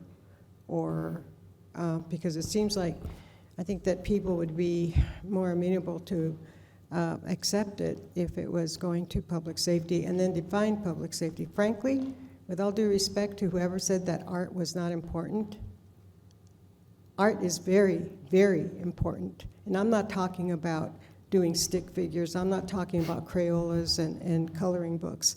But the arts save humanity. It was the arts that probably stopped Hitler from obliterating, a population of people. So I, as a person here who pay as many taxes as everybody else in this room, relative to whatever our incomes are, I'm talking about county taxes, state taxes, and federal taxes. So, and I'm a firm believer that every one of us should share what we have. And so if you're making a certain amount of money and you get taxed, fine, that's more, you're making more money than everybody else, fine. It's like distributing the wealth. But I think that it's really important to really educate people as to what all of this really means and how important it is, and to definitely explain that it's not an automatic ordinance that will follow. An ordinance can be presented to City Council, and then we may, depending on what the ordinance proposes, we either vote for it or we don't. We sit up here, and I'll tell you, Rome wasn't built in a day. So the predicament we may be in today may be based on the history of how the management of the city has gone. And I want to respect people who have served on City Council, who have served as previous employees, but Rome wasn't built in a day. We didn't get here because we're sitting up here. And I think we get mail sometimes that is misdirected. Look at the economy. Look at the world economy. I mean, everything is, topsy-turvy. We don't live in the 1950s anymore. We don't have that post-war glory anymore. So we have to really look at reality and take responsibility for everything we do as individuals. And I want to thank you, Chris, very much for your work. I appreciate it. Thank you, Mr. Mayor. Thank you. Thank you, Councilor Corinne. Thank you. Thanks, Chris. I really appreciate your presentation and all the comments that we've gotten and a range of things. I did just want to clarify a couple of things. We are also restricted in terms of the types of taxes that we can levy, correct, as a municipality in the state of New Mexico. And GRT is the primary one that we have any say over, correct? Mr. Mayor, Councilor Kren, yes, primarily, although there are some municipal flexibilities with property taxes, but yes, GRT in the state of New Mexico is the primary tax, correct? And income tax is not one of the levers that we have in our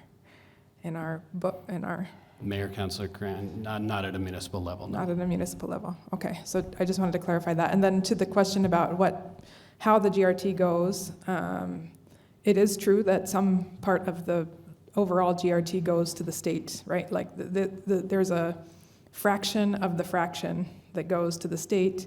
That amount has been changing, I think, and that dynamic is always at play. How much of each GRT percent goes to the state, I think, has been something that's been a discussion at a state level. But some does go to the state, some comes to the municipality, and we can only tax within the amount that municipalities are allowed to leverage tax, right? The state tax, the state GRT is set separately. We don't have a say in that component, correct? Mayor, Councilor Kren, that is correct, but let me be clear that the money that you would be authorizing to go on the ballot today, that is the city's portion, so none of that would go to the state. It would stay all here with the municipality.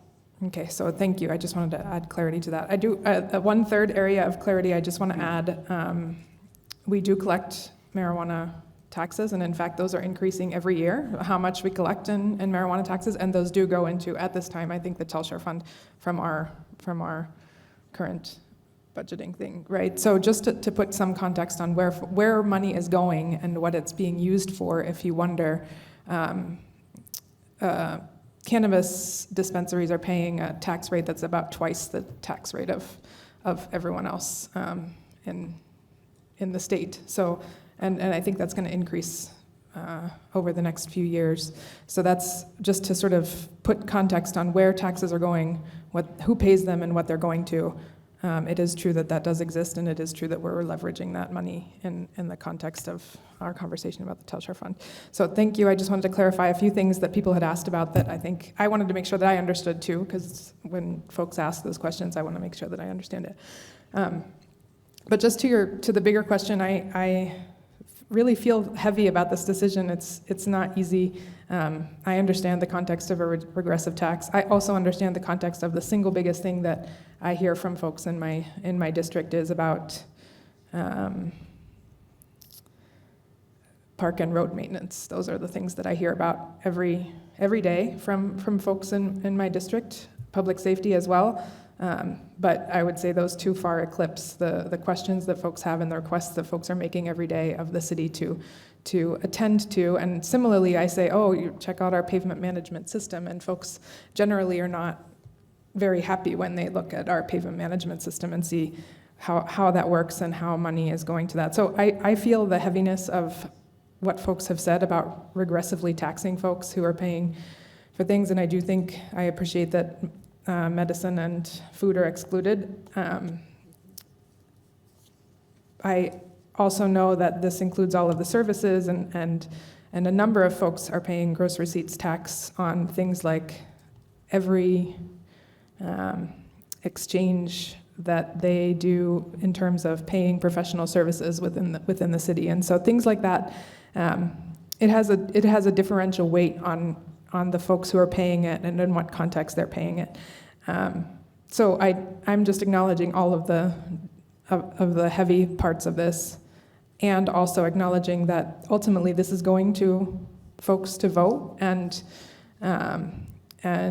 I would encourage folks to consider that, when they're, just as many of you have said, as you're thinking about the requests that you make of your city, the expectations that you have of your city, that you understand the context that we also have to pay for all of those things that have increased proportionally in terms of how much things go, and 30 to 50%, everything costs 30 to 50% more for us as well as we do those things.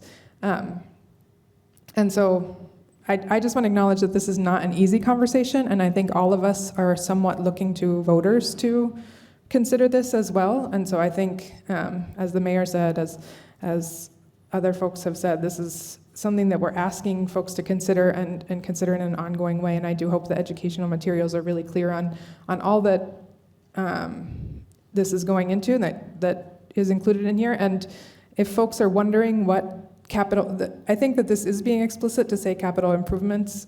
We have a CIP that we actually talked about a little today, but you can see each of those things that have been mentioned, they appear on the CIP, and so you can see what kinds of things are included in public safety, the overarching headline of public safety, of streets, and of parks, and look at those things and consider for yourself how you see the value in those things. So I'm just acknowledging that this is a heavy discussion, and I also hope that the voters consider it with equal sort of consideration that we're giving it today. So again, thank you for your presentation, Chris. Thanks for all the public comments that have come out. So. Thank you, Councilor Corinne. Thank you again, Chris. We need to take item 8.3 first, resolution number 25-011. Correct? Okay, Christine. This is on the motion to approve Resolution 25-011. Counselor McClure? Yes. Counselor Matisse? Yes. Counselor Graham? Yes. Counselor Cran? Yes. Counselor Flores? Yes. Counselor Bencomo? Yes. Mayor? Yes.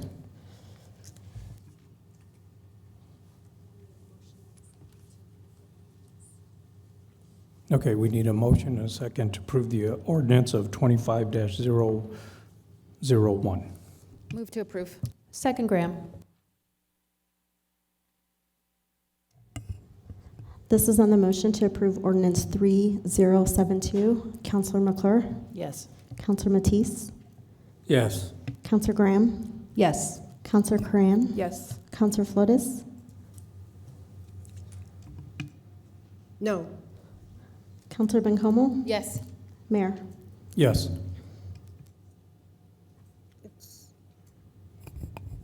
Thank you. Thank you, Chris. Next is item 8.5, Council Bill number 25-002, ordinance number 3073. Okay. Move to approve. Second. Perdón.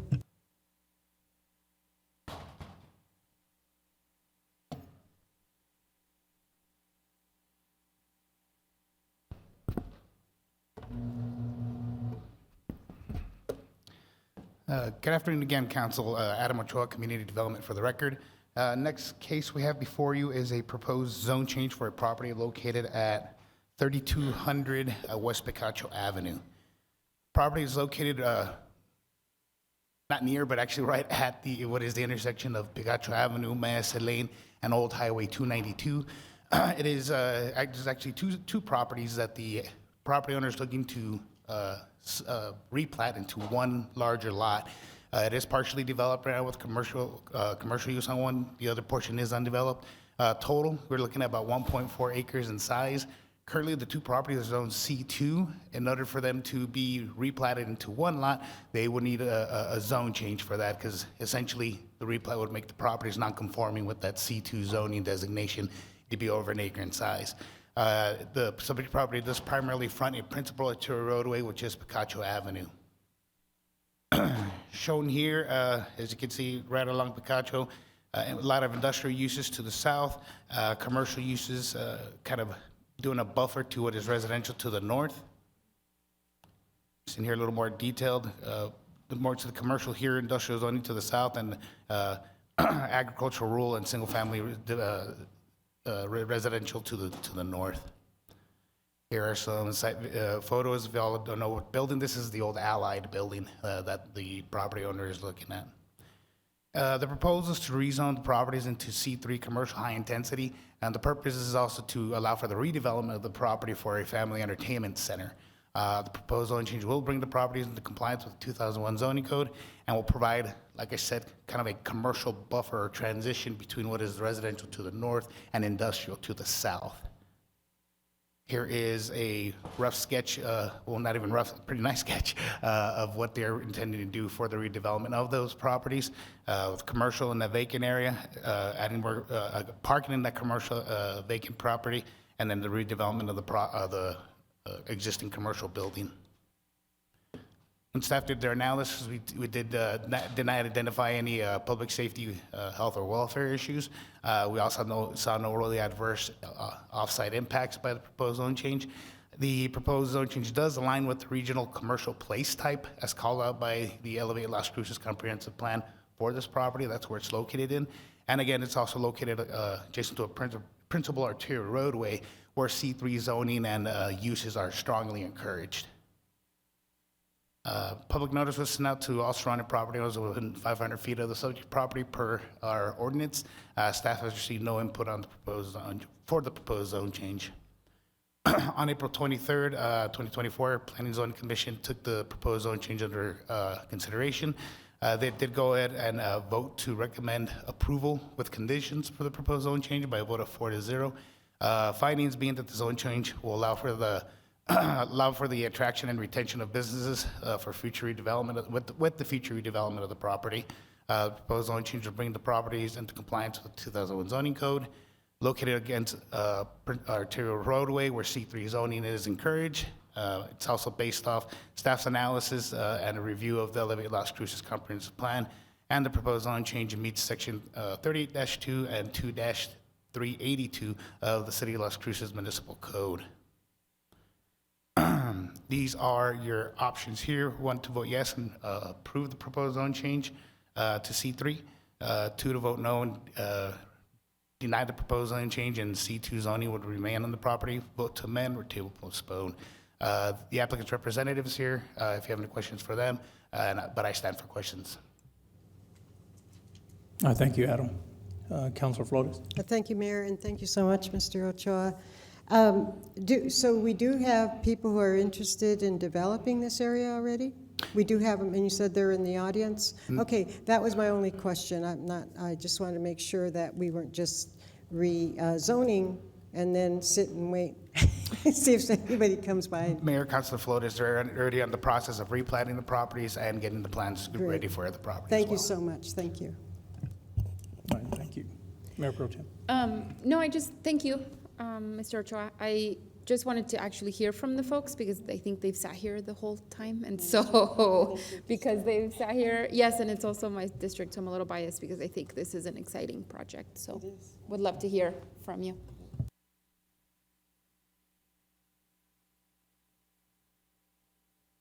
Hi, Council. Steve Green for the record, Allure Home Designs. I'm actually representing the client. He's from El Paso. He wasn't able to make it, so I represent all my clients.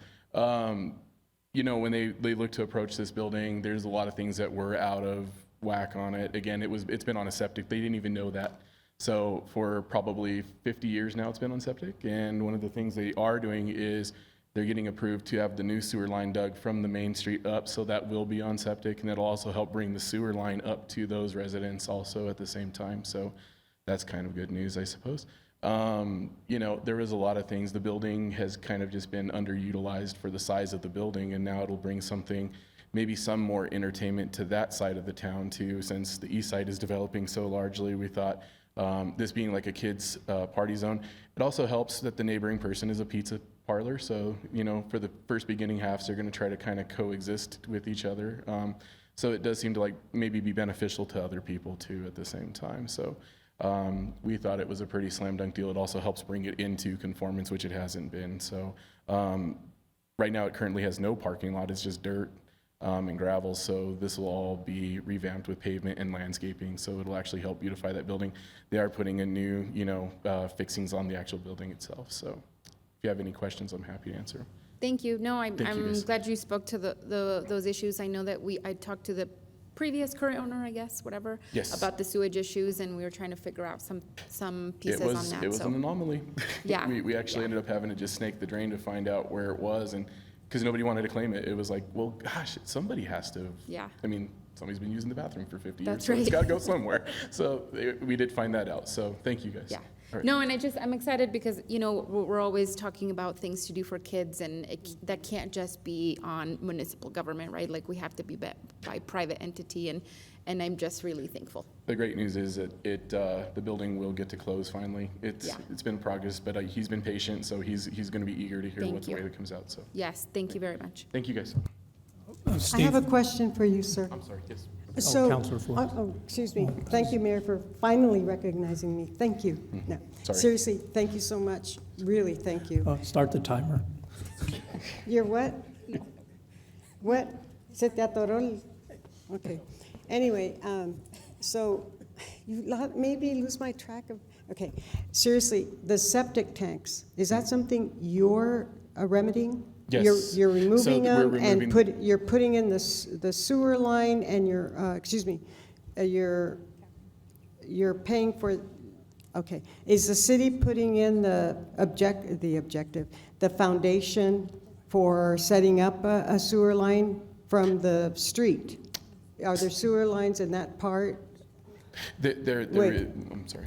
I mean, not the one that hooks up to your structure, but from the street. right? There's a street, and then there's that. That is correct. We wouldn't be coming down Picacho, obviously, with it, because Picacho has no infrastructure for a sewer down that. We'd be coming through the back road, which I can't think of. My exit lane, we'd be coming down that lane. And so it would pick up anything that would also be additional to my exit lane. Thank you for, yep. So right, yeah, on that backside, if you can see that. Well, you know, Mr. City Manager and fellow city councilors, I really think that we have to get going on maybe the state providing, getting monies for getting sewer systems. It's hard to believe that we have a lot of portions of the city that don't have the hookups, that don't have any way of, right, connecting to a sewer system. We have a lot. So I just want to, go on the record and ask the powers that be here at the city, because it ain't us. I mean, city council, we just vote on the things after the city determines. Sometimes we initiate. But that's one of my pet projects for the city, and hopefully we'll see some progress, not just my district, but for the entire city, because it's a public safety issue. So if we have that tax thing, we might have money for public safety, because it's a safety issue. But thank you so much for purchasing that land and improving it. I appreciate it. Thank you, Madam Chair. Thank you, guys. Thank you, Councilor. I just had a question. The applicant who you're representing, they're from El Paso. Do they have the existing, a similar business in El Paso? So they already have the knowledge and experience in this already? Oh, yeah. Okay, so this is... In fact, he looked at multiple properties through town and through myself and the realtors, of course. We convinced him to stick with the older building. He was going to go to one of the newer buildings up by Telshore area, and I said, well, I'm all about trying to give the old properties a second chance. And so he was saying the same thing. Again, I think he's getting a great deal on the older building. The sewer was a big contention. In fact, that almost did kibosh the whole thing once we found that out, because I was extremely concerned, because it is not a cheap expense to bring that line up because it's going to have to come all the way from Motel. So it's quite a run. We've already got that into the city for approvals. I want to say that's with Rodriguez Engineering, J.R. Rodriguez. So it should be going in and hopefully approved. But that's one of the biggest parts of it that was contingent upon the contract closing, was that we do get a sewer in there, because obviously we can't do this on a septic. It just, when they did the widening, ma'am, of the Picacho, Councilor Flores, is they never accounted for any sewer in Picacho. So there is no sewer all the way up Picacho from Motel. Is J.R. Rodriguez out of El Paso? No, he is a local engineer. Oh, I use okay. only local engineers. Okay, great. Yeah. Thank you.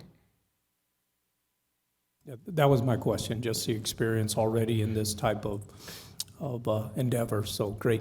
I think he looks at it being successful, yes. Yeah. Okay, thank you. Thank you. Christine? This is on the motion to approve ordinance 3073. Counselor McClure? Yes.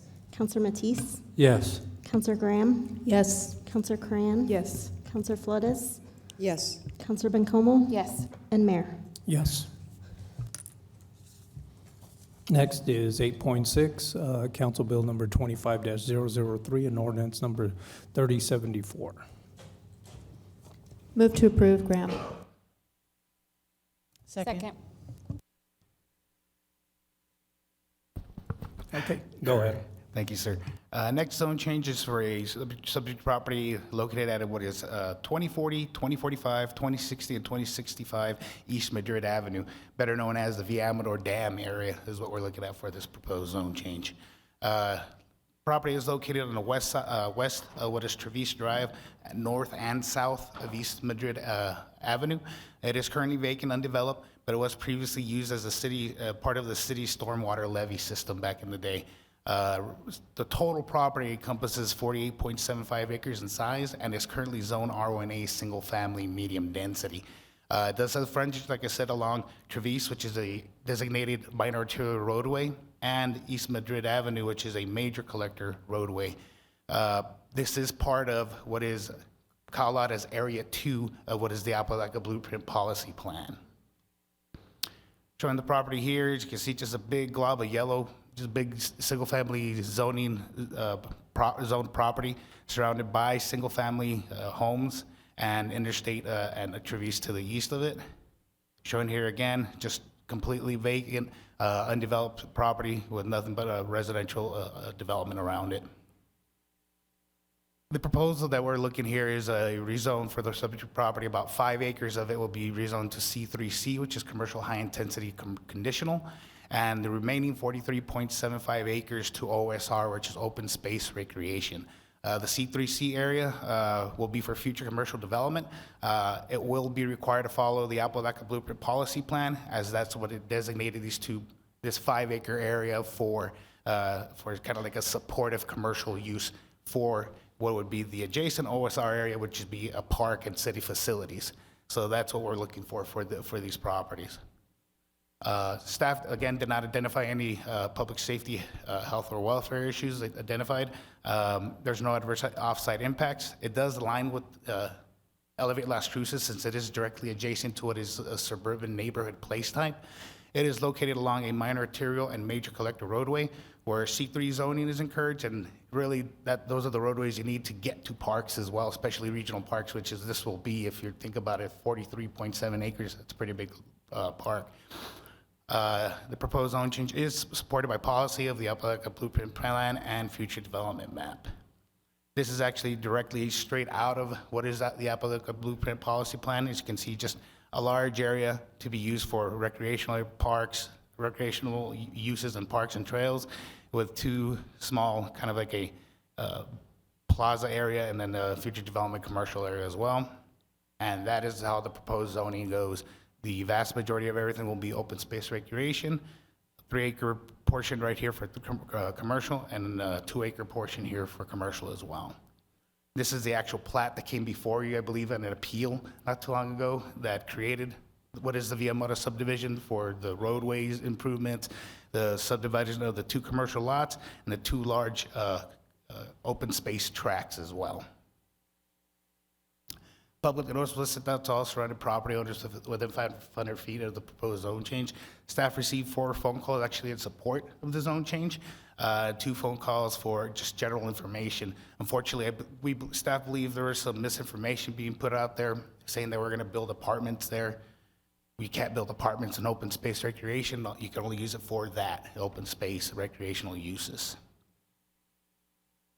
On May 28th, 2024, the Planning and Zoning Commission did take the proposed zone change under consideration and did vote to recommend approval with conditions for the proposed zone change, henceforth why we have a C on the C3 zoning. The vote was 5-0.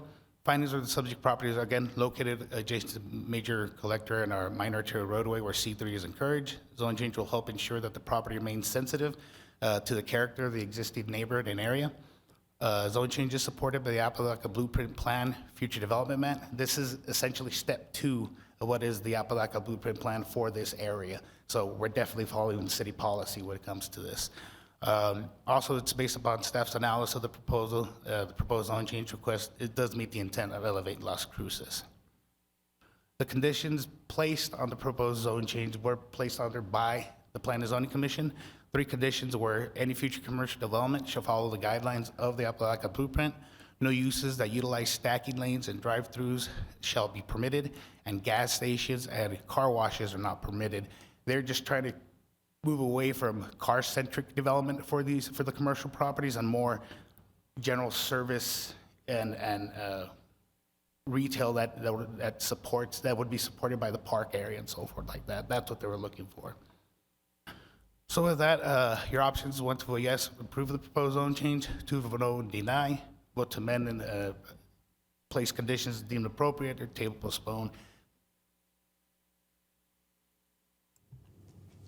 Well, the applicants are here because this is the City of Las Cruces project, so if you have any questions, I stand for questions. I have a question. Thank you, Adam. Councilor McClure? No? Oh, Councilor Flores? Thank you. Thank you again, Mr. Ochoa. Is this something that we discussed along with, I know Councilor Gabe Vasquez, who's now a U.S. representative, he was really advocating for development in that area, Villa Mora, right? This is Villa Mora. And this is also something that was to be an extension of that one developer that wanted to buy the old country club area. That's a separate thing altogether. It's further west of that. Mayor, Councilor Flores, correct. So that area that you're talking about, the old country club, and this is part of the whole Apodaca blueprint area. Right, it's the Apodaca blueprint, so this is really consistent with the Apodaca. Exactly. As you see, this picture right here is directly out of the Apodaca blueprint itself, and it shows how the roadways would be expanded, how Right. everything stays open space, and that's exactly how the zoning is. Yeah, and it's placed out there. consistent. I remember we had votes on this. I think we were at the library, or I don't know where there were several community meetings, Mayor- and it seems to be, if my memory serves me well, my mind too, it's very consistent. So I want to thank you for that. Thank you very much. And that'll probably, encourage more towards the country club, more development, more whatever improvements. Thank you. Mayor, Councilor Flores, you're correct. That's the way they did that study for the blueprint. It kind of all works together, especially now that they were going to expand Madrid as well. So, and it's a complete street with cars, bikes, sidewalks, everything. So you could get to each area easily, even if you're a pedestrian. Yeah, and then how long will this become a reality? How long will it be? Like 10, 20, 30 years? I'll be dead by then, so I want to make sure I'm still alive. But Mayor, Council Flores did speak to Parks and Rec staff, and they're already getting out, I believe, bids for design of it. There we go. We do have someone from Parks and Rec that can clarify exactly where they're at with it for you, ma'am. Great, thank you. Thank you, Mr. Ochoa. Thank you, Adam. Kathy Matthews with Parks and Rec.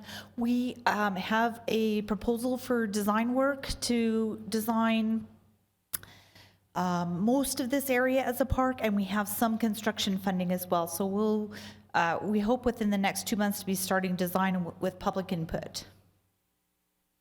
Thank you so much, Ms. Matthews. Moving really quickly. Thank you. Mayor Pro Tem. Thanks, Mayor. Mr. Ochoa, can you just briefly talk about the improvements to the rest of East Madrid, as of course, most of East Madrid looks phenomenal. It looks so good. Then there's a little chunk that doesn't look so good. Can you just talk about that a little bit more? Mayor Pro Tem. So yes, currently, if you've been on this portion of Madrid, it's very narrow. It works, but it isn't really a full city street, full cross section. So it is not only going to be Madrid that is going to be upgraded and widened as well. It's also portions of Treviso. So Treviso now is going to be a complete street instead of just 2 lanes. You have turning lanes now. You got 2 lanes. You have actual bike facilities, just complete streets, and that's a big initiative that Public Works has been pushing for this. So that entire area, we're hoping will definitely get a lot more visitation and make traffic a lot better as well. Is there a timeline?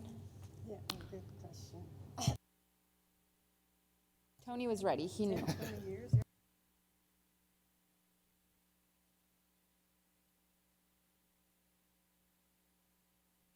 Good afternoon, Mr. Mayor, Mayor Pro Tem.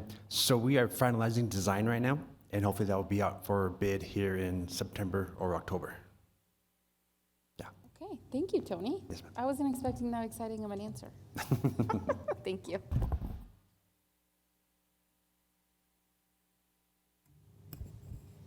Okay, anyone else from council? We're good? Okay. I was going to open it up to any members of the public that wish to speak on this topic. Yes, sir. Come on down.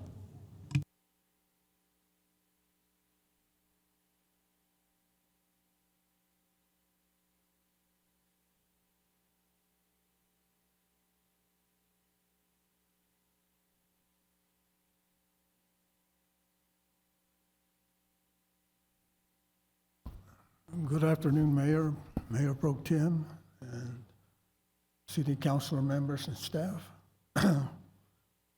Back in March. Sir, can you state your name? Oh, I'm sorry. Nabor Chavez. Back in March, when this proposal was made for the development, this area had been approved, I guess, for a housing area, low intensity, single family housing area, medium intensity, and for commercial along the Madrid Street. And then in May, apparently, there was a reversal of that approval. And now, from what I understand, it's being changed to open area and recreational and commercial. Well, you know, there's originally of the 56.51 acres, now it's being proposed that 43.75 acres are for open area and recreational, open space and recreational area. And then approximately 5 acres for commercial. Well, that still leaves 7.76 acres, and I'm wondering what's going to be developed on those 7.76 acres. Also, you know, I think all the property owners whose backyards are adjacent to this area we're the ones that are going to be affected the most. And so I think we should have a say-so as to how this is going to be developed or even be developed. And I myself would like to see it left like it is. It's one of the few natural habitat areas in the city of Las Cruces, in the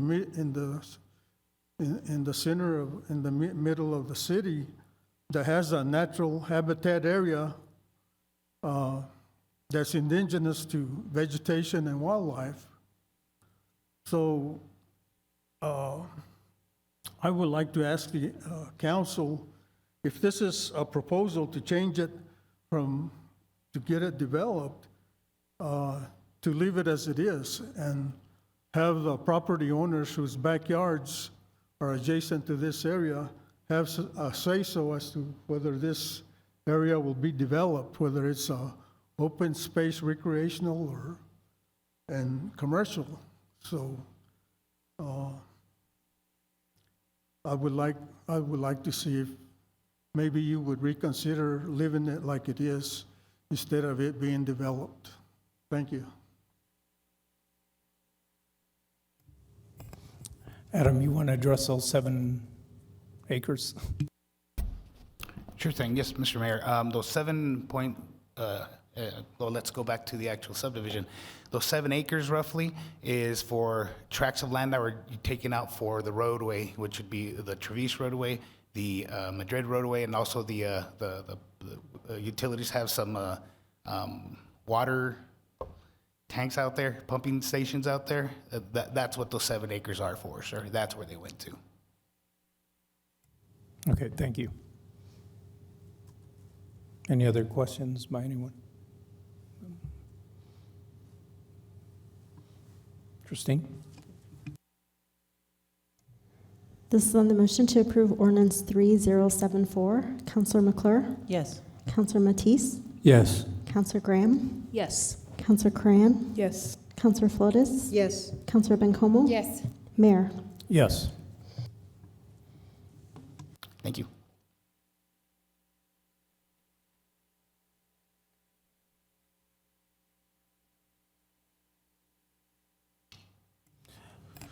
Next, we have the board appointments. So these I'll read the following into the record.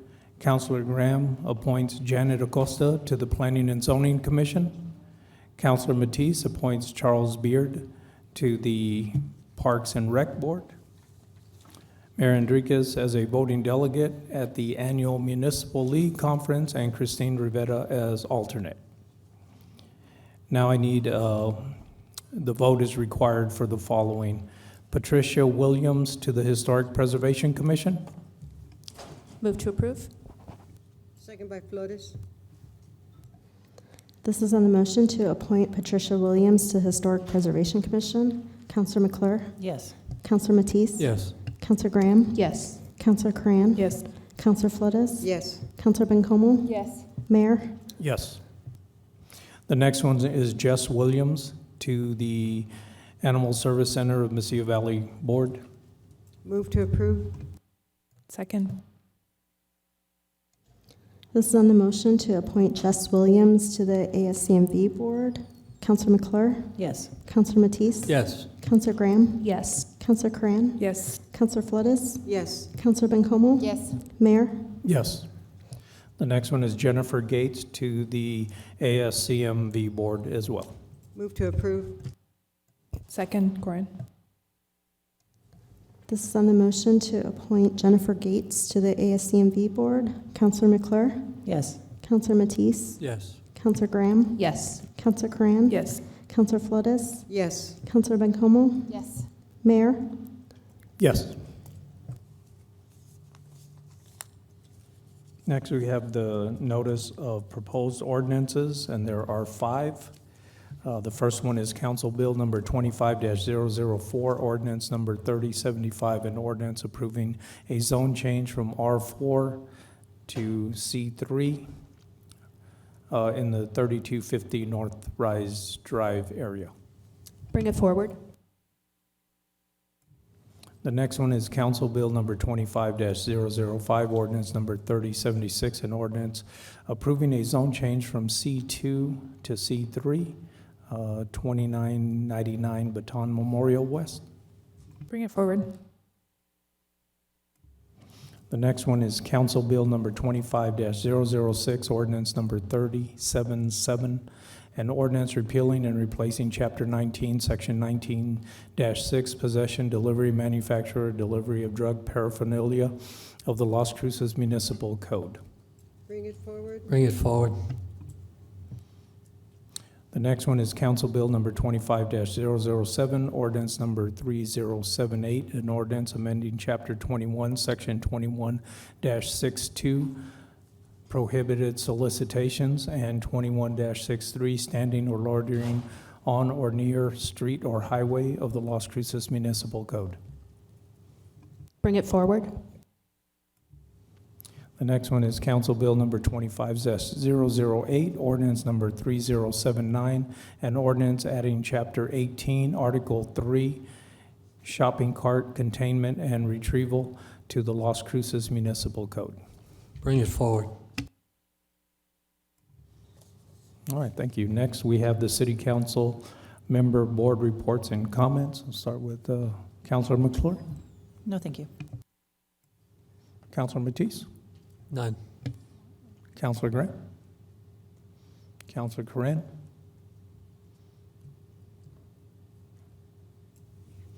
Oh, She I said no. recognize you. Councilor Flores. Yeah, you're looking at me, pero no dijiste nada de esto. Okay, what do you want to ask me? Okay, none, thank you. Mayor Pro Tem. Sorry to break the streak, but I do just have, I do just want to thank a couple folks for, 2 weeks ago, I talked about the outreach project that we were going to be doing on West Picacho, and we had that not last Tuesday, but the Tuesday before, and I just wanted to thank everyone involved, LCPD, Fire MIH program, FYI folks were there, Community of Hope folks were there, people from the Peak were there, and then I was there, and it was just a really great group of folks. I mean, it was like a solid, I don't know, like 15 of us, and maybe more, honestly. We split up into 2 teams, and we each walked down and up West Picacho, just meeting people where they are and offering safety vests. As we know, West Picacho is tough on pedestrians. We offered safety vests. We offered lights for people's bicycles, and just really want to thank LCPD for offering those and having those available, we got rid of almost all of them. We talked to that many people, and we had a lot. We had a lot of materials, but we also had Community of Hope who signed up several folks for services like housing, but also somebody requested a driver's license. And we were just able to provide a ton of great information and resource, and honestly just community to people who are living on West Picacho, whether they were unhoused or where they live in the motels.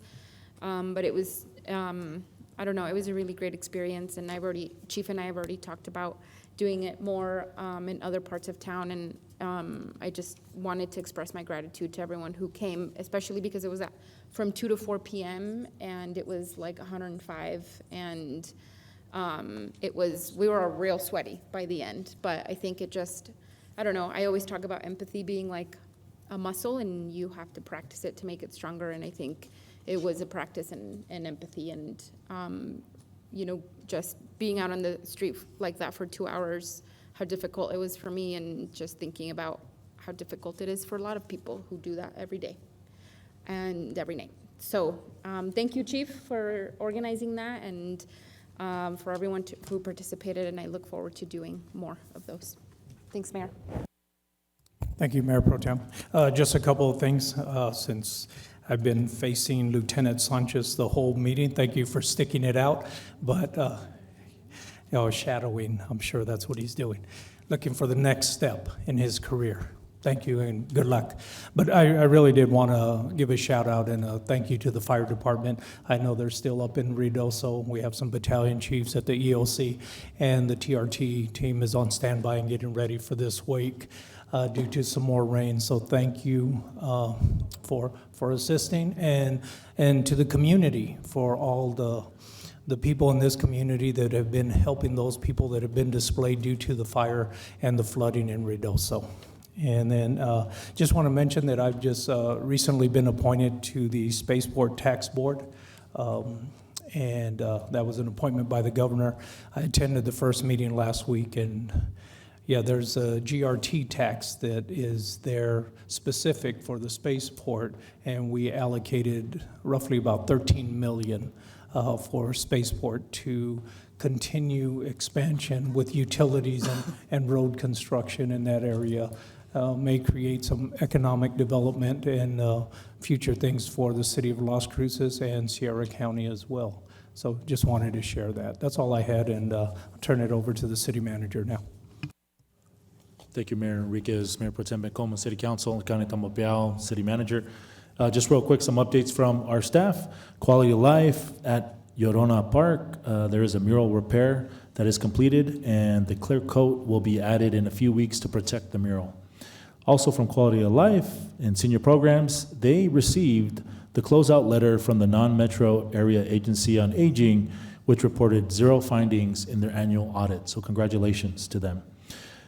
Parks and Rec, Highland Park on Emerald Avenue is under construction and will include open play areas suitable for baseball, soccer, and more. A walking trail connecting the Las Colinas neighborhood to Highland Elementary School, and a small accessible parking lot.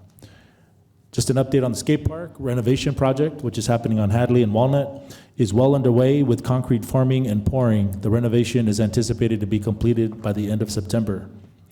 Our first Thursday night music on the plaza will be held this Thursday, July 18th at 7 p.m. At the Plaza de las Cruces. The concert will feature Dallas David Ochoa and the very popular The Memphis Band. Bring your own chairs. There are no movies in the park this week, but movies will resume the following Saturday, July 27th at Young Park. Shown will be the movie The Marvels, rated PG-13, starting at dusk. And Neighborhood Dumpster Day is this Saturday for all your districts and constituents. Saturday, July 20th, 8 a.m. to 12 noon. KLCB will be providing open top trash containers, roll-offs for the community to dump yard waste, household trash, and permissible items for free. They will be located at Young Park, Tony Gomez, and Henry Benavides Community Center. And that is all. Thank you, Mayor. Thank you, City Manager. Looking for a motion to adjourn? So moved, Graham. Second, Corin. This is on the motion to adjourn the meeting. Counselor McClure? Yes. Counselor Matisse? Yes. Counselor Graham? Yes. Counselor Coran? Yes. Counselor Flores? Yes. Counselor Bencomo? Yes. Mayor? Yes.